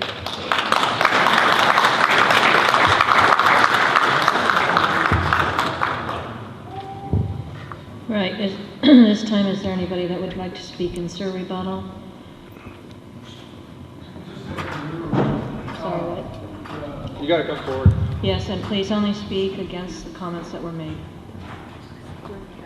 during rebuttal. George Harper again. Changing the facade of the building is not going to change the attitudes of the people who don't want the building here in the first place. The argument about whether or not the store is going to stay in business or go out of business, it doesn't matter what the niece said. I'm thoroughly familiar with the financial condition of the market. The hardware store, the deli, the gasoline cannot support staying in business by themselves. The market is on a thin razor's edge, and the market almost certainly will go out of business if the Dollar General comes in. This is Sir rebuttal to that point. The point of that is not that somebody will go out of business, but the point of that is what the Planning Commission did in voting 5-1 against the Dollar General was to determine that there was a potential negative impact on this community of bringing that Dollar General into a community that couldn't support 2 markets. That's the point, the negative impact.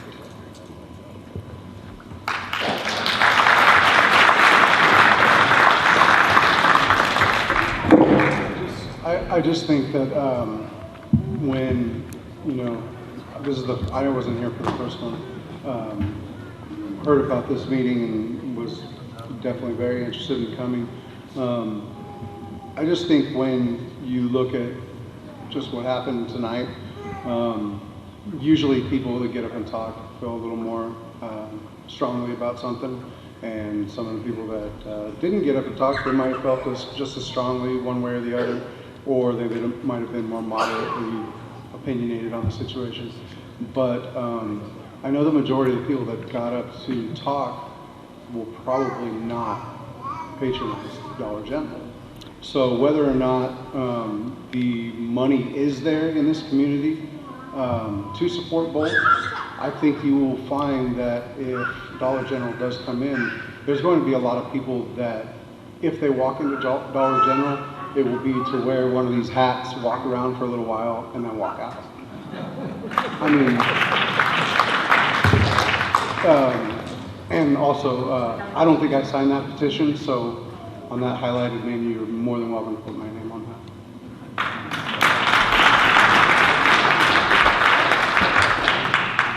Yeah, I am Craig Lawson, and I do own the property that the Don Pedro Market is on. I'm not sure what Peter's saying. Potholes were repaired not too 2 weeks ago from the rain that even our county roads are getting. Restriped last spring, new fence has been put up. There's improvements that go on there every year. If Peter doesn't pay attention to it, that's not my problem, but they do happen. That's all I want to say. Thanks.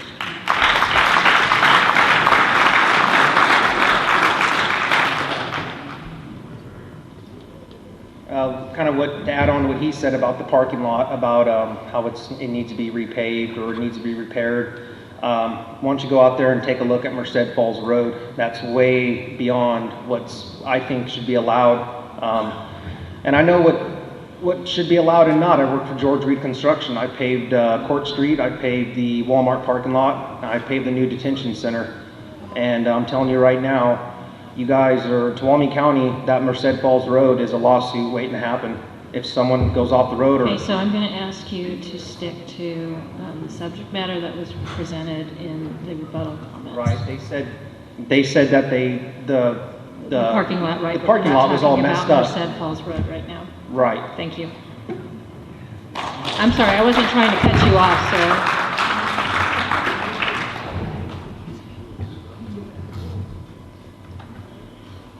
This is about that signature he talked about that was fake. I feel bad that somebody had their name faked, but 1,000 signatures were actually handwritten. The people for it had an online petition, which I could have used 5 different devices and voted 5 different times and nobody would know, and there are 65 signatures not signed, no name given, out of 200. That's a large percentage of people who couldn't bother to put their name. That's what I have to say. If you can't put your name on on a petition, it shouldn't be counted. And we have 1,000, even if one was wrong. Thank you.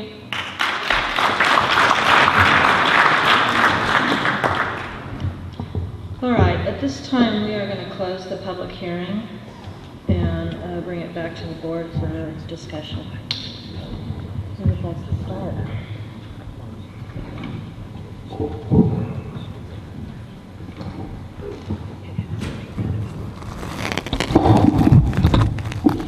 Okay, first of all, I would just like to once again thank everybody for being here. I think generally speaking, we had a pretty good civil debate and discussion, and spent a lot of time listening to a lot of people, got a lot of different insights. So I'd just like to commend everybody on that. As far as what I have read here, what I understand about the process that we're responsible for tonight, site review is just that. We are reviewing the site. We are reviewing the plans and the architectural elements of the site. And I can appreciate a lot of the points that were made about the community and the market that's here and the potential for impacts to that. However, that's not what our responsibility is and what our role is. And I think it's very clear what decision is in front of us. It's to look at, like I said, the aesthetics. There was only several comments that I heard about that. And I really didn't hear anything specific being requested to be changed regarding the plan and the site review permit. So basically, my opinion is that we should approve it. Supervisor Hanfield.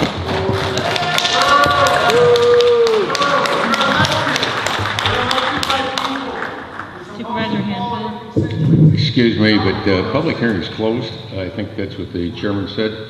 So, well, I want to talk to you about what I heard tonight and a couple of things. First of all, let me say there's a lot of people left, and I'm sorry that they left. This is an amazing turnout. It only happens in Tuolumne County. It only happens in our small communities. That people care enough to come out here. And so I want to congratulate each and every one of you for the fact that you care enough about your community to be here and to say your piece. That is really important. In addition to that, I will tell you I got a number of emails and a number of phone calls about this project. And as we come closer tonight, they got more frequent. So this is important to your community, and I appreciate that. I also appreciate what Supervisor Royce just said. I want to just make a few observations on things that were said here tonight. One, it is clear you all love Jimmy. Okay, both sides of the argument love Jimmy. So this isn't about Jimmy. I also heard some mixed signals. I heard some mixed signals about how much you love Jimmy, but you also spend your money when you go elsewhere.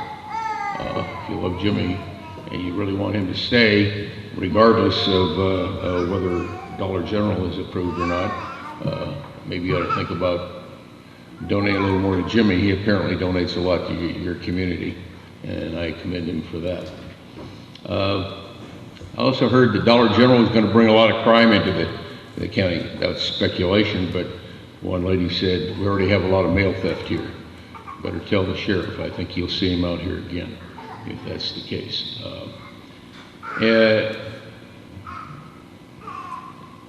I heard complaints that people are going to be moved out of that little trailer park that exists there.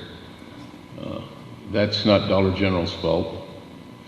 That's because the owner of that property has chosen to offer it to Dollar General. And if they come in, he's going to move them out because he has to. So let's not pick on Dollar General more than they deserve to be picked on. I'm not a fan of Dollar General. I'm not a fan of any business in particular. I don't have that choice. I don't hate Dollar General. I don't particularly like Dollar General. It doesn't make any difference. This is about property rights. It's about the ability to do reasonable things compared to what the general plan and the rules allow us to do. I don't tell you where to live. You don't tell me where to live. You don't manage each other's lives. Dollar General is an option.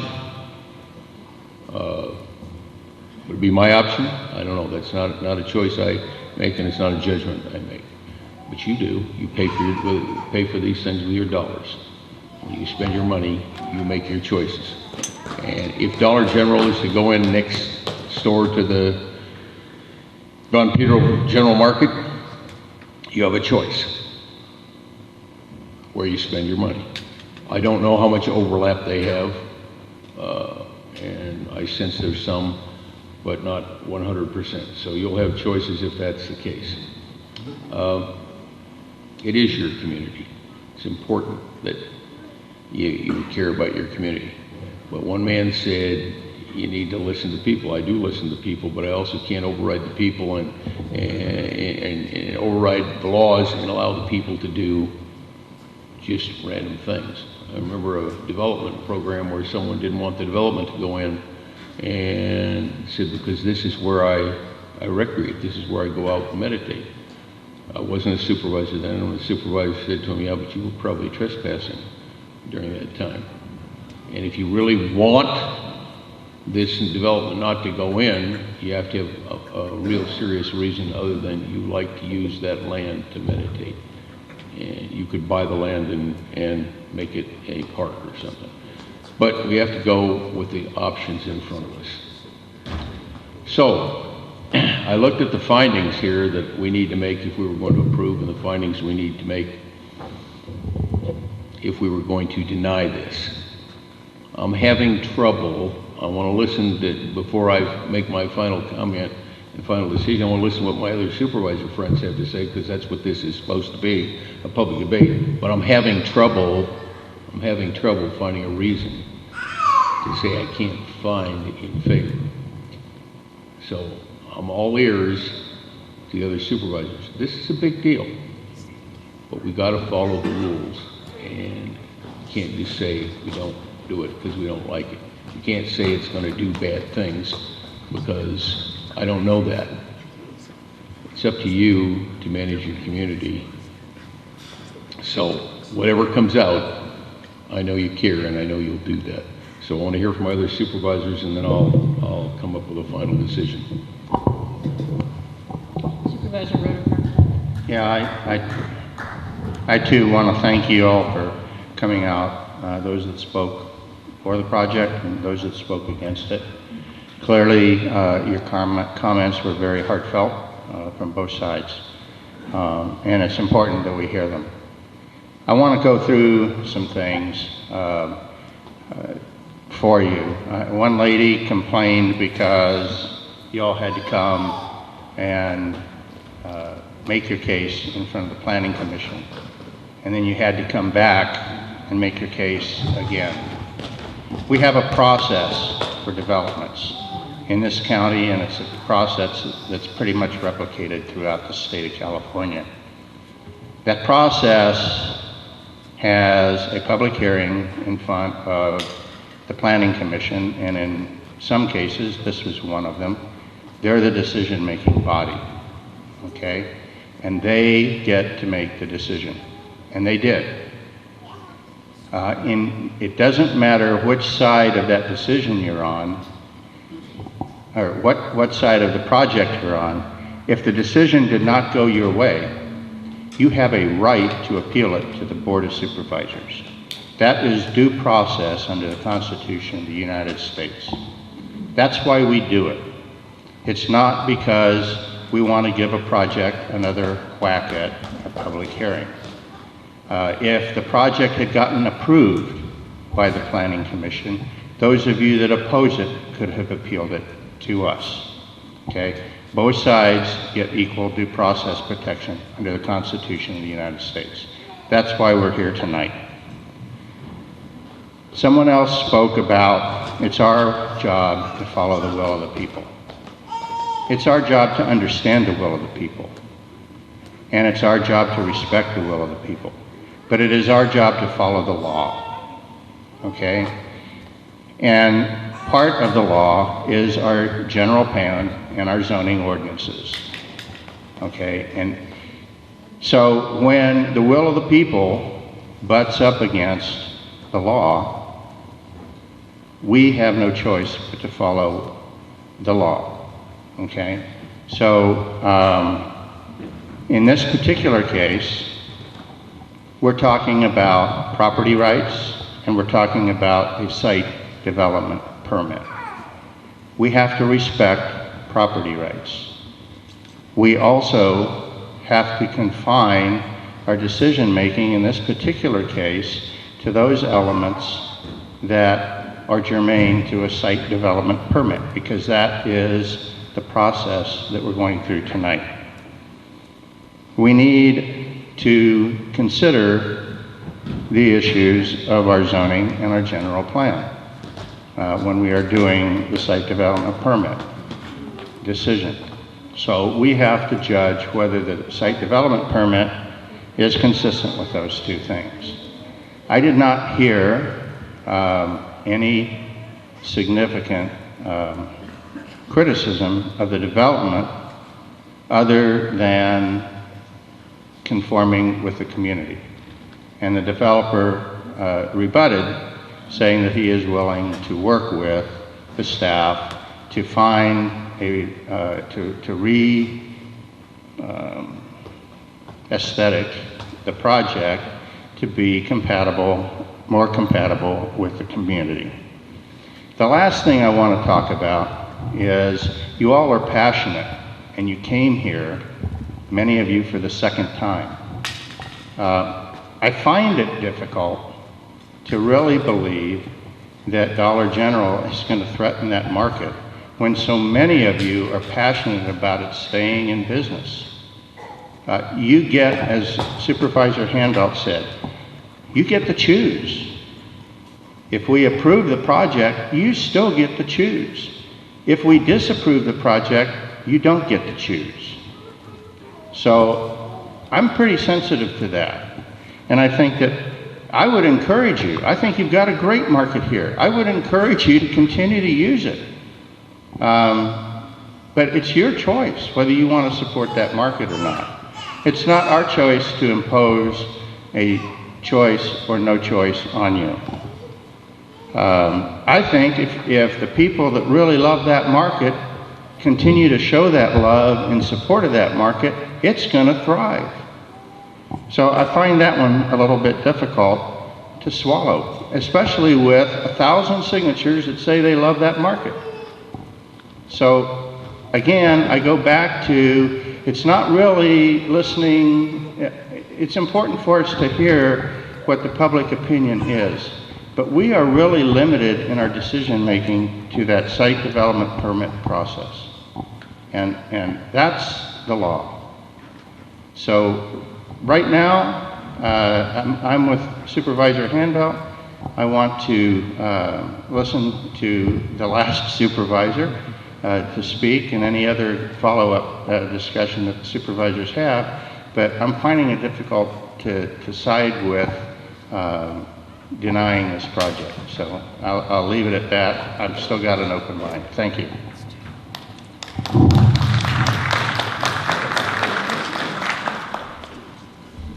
So, I too want to express my gratitude for everyone that showed up here to share your thoughts.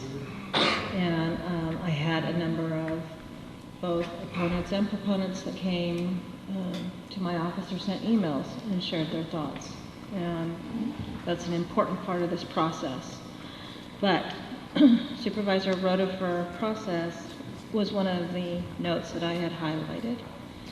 And Supervisor Rotifer spoke to what the process is. And it's very important to understand that because, again, while I agree with the comments of my colleagues, I'll be very honest. I shop down at the Jamestown, down at Rod's, because I like it, I like what he has, and so I choose to spend my money there. I don't personally shop across the street.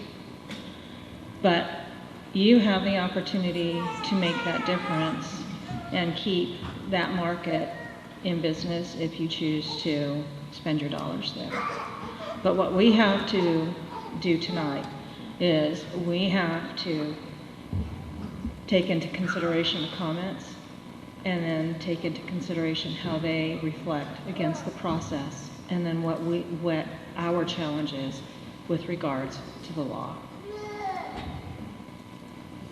So with that, I'm not sure if my colleagues, certainly. I know this question's for Adam or David or Duke. There's a comment about stockpiling dirt on the site until they could free sell it. I think I saw that happen at Jamestown, and I thought it was pretty ugly.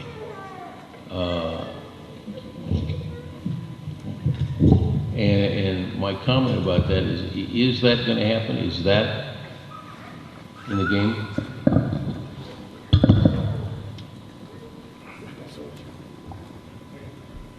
So the process for grading permit is issued as part of the building permit. I think the applicant will be happy to chime in whether they're going to do that or not. As part of the building, you're allowed to move that dirt on and off the site as part of its construction. It's not considered stockpiling if you're doing it on a temporary basis for construction purposes only. So it sounds like the applicants behind me is answering the question whether we're going to stockpile that. Is that a yes or a no? The answer is no. It's actually a fill site. My engineers run the grading plan. It's a fill site. It's not. I gotta use the microphone. So we haven't gone to full building design yet, but we have an office survey with topo, and because the topo property and the part we're developing, we're actually agreeing to fill in. It's not a cut site, so there's no stockpile of exports.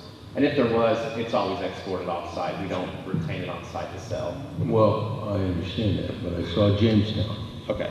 So, and I didn't do Jamestown. I'm not sure. Well, there was a big pile of stuff at stockpile. I don't know if it's all gone now, but it was pretty ugly for a long time. And I would imagine it was. I think that is detrimental to the ambiance in the community, and I would, if you have to, can we write it, that they have it gone within a period of time?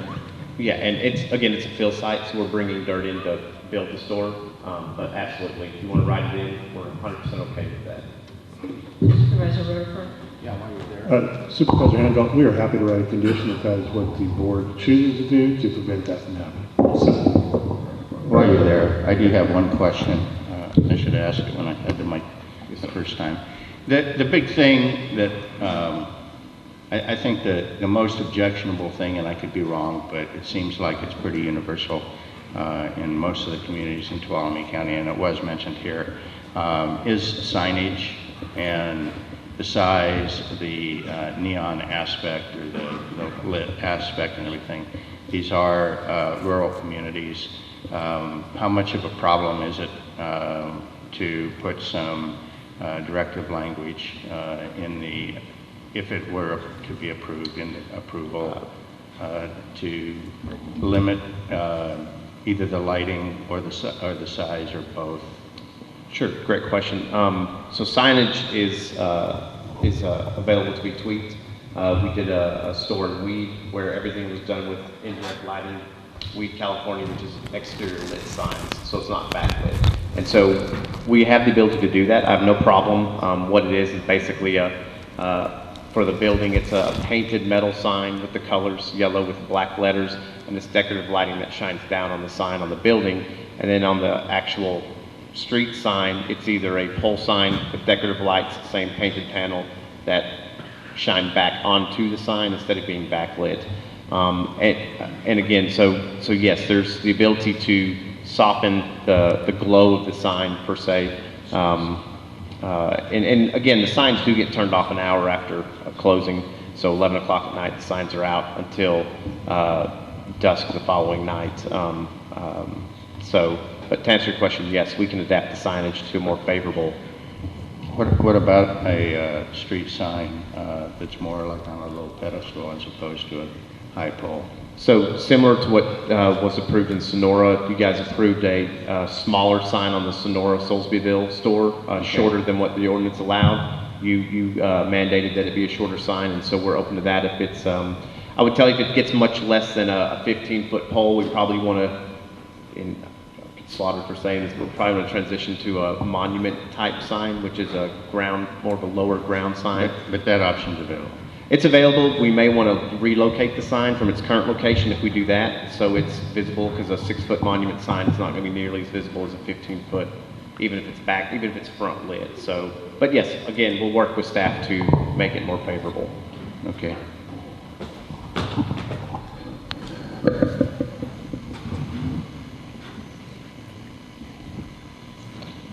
Any other questions?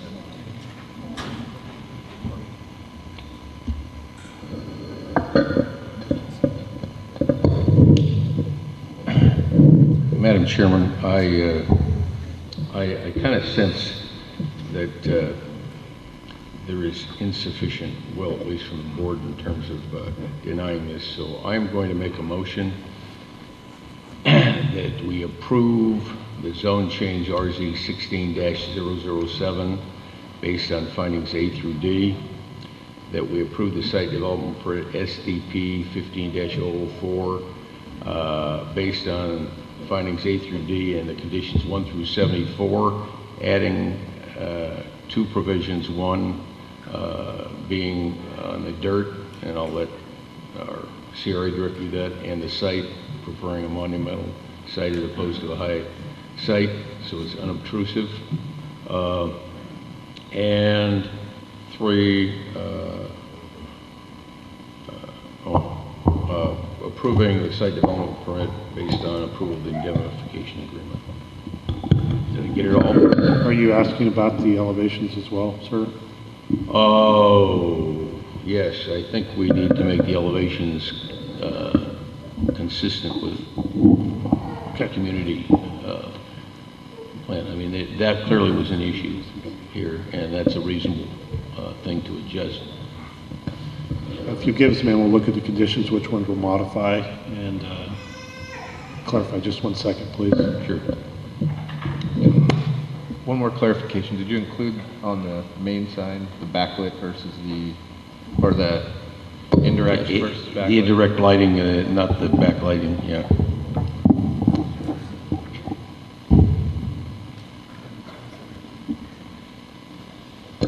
As long as council and the board is happy with staff, we can find those conditions and modify them as suggested as to form. Right? Yes, We're fine with that. Second. Right. I have a motion by Supervisor Hanfeld and a second by Supervisor Royce. All in favor? Aye. Any opposed? Motion carries 4-4 with, and Supervisor Gray, 4-0, correct? And Supervisor Gray is recused. With that, the meeting is adjourned. Is the gentleman that wanted to know the circumstances under which Supervisor Gray recused himself still here? If he is, if he'll come talk to me, I'll let him know. Yeah, or talk to council. Or talk to council, actually. I did.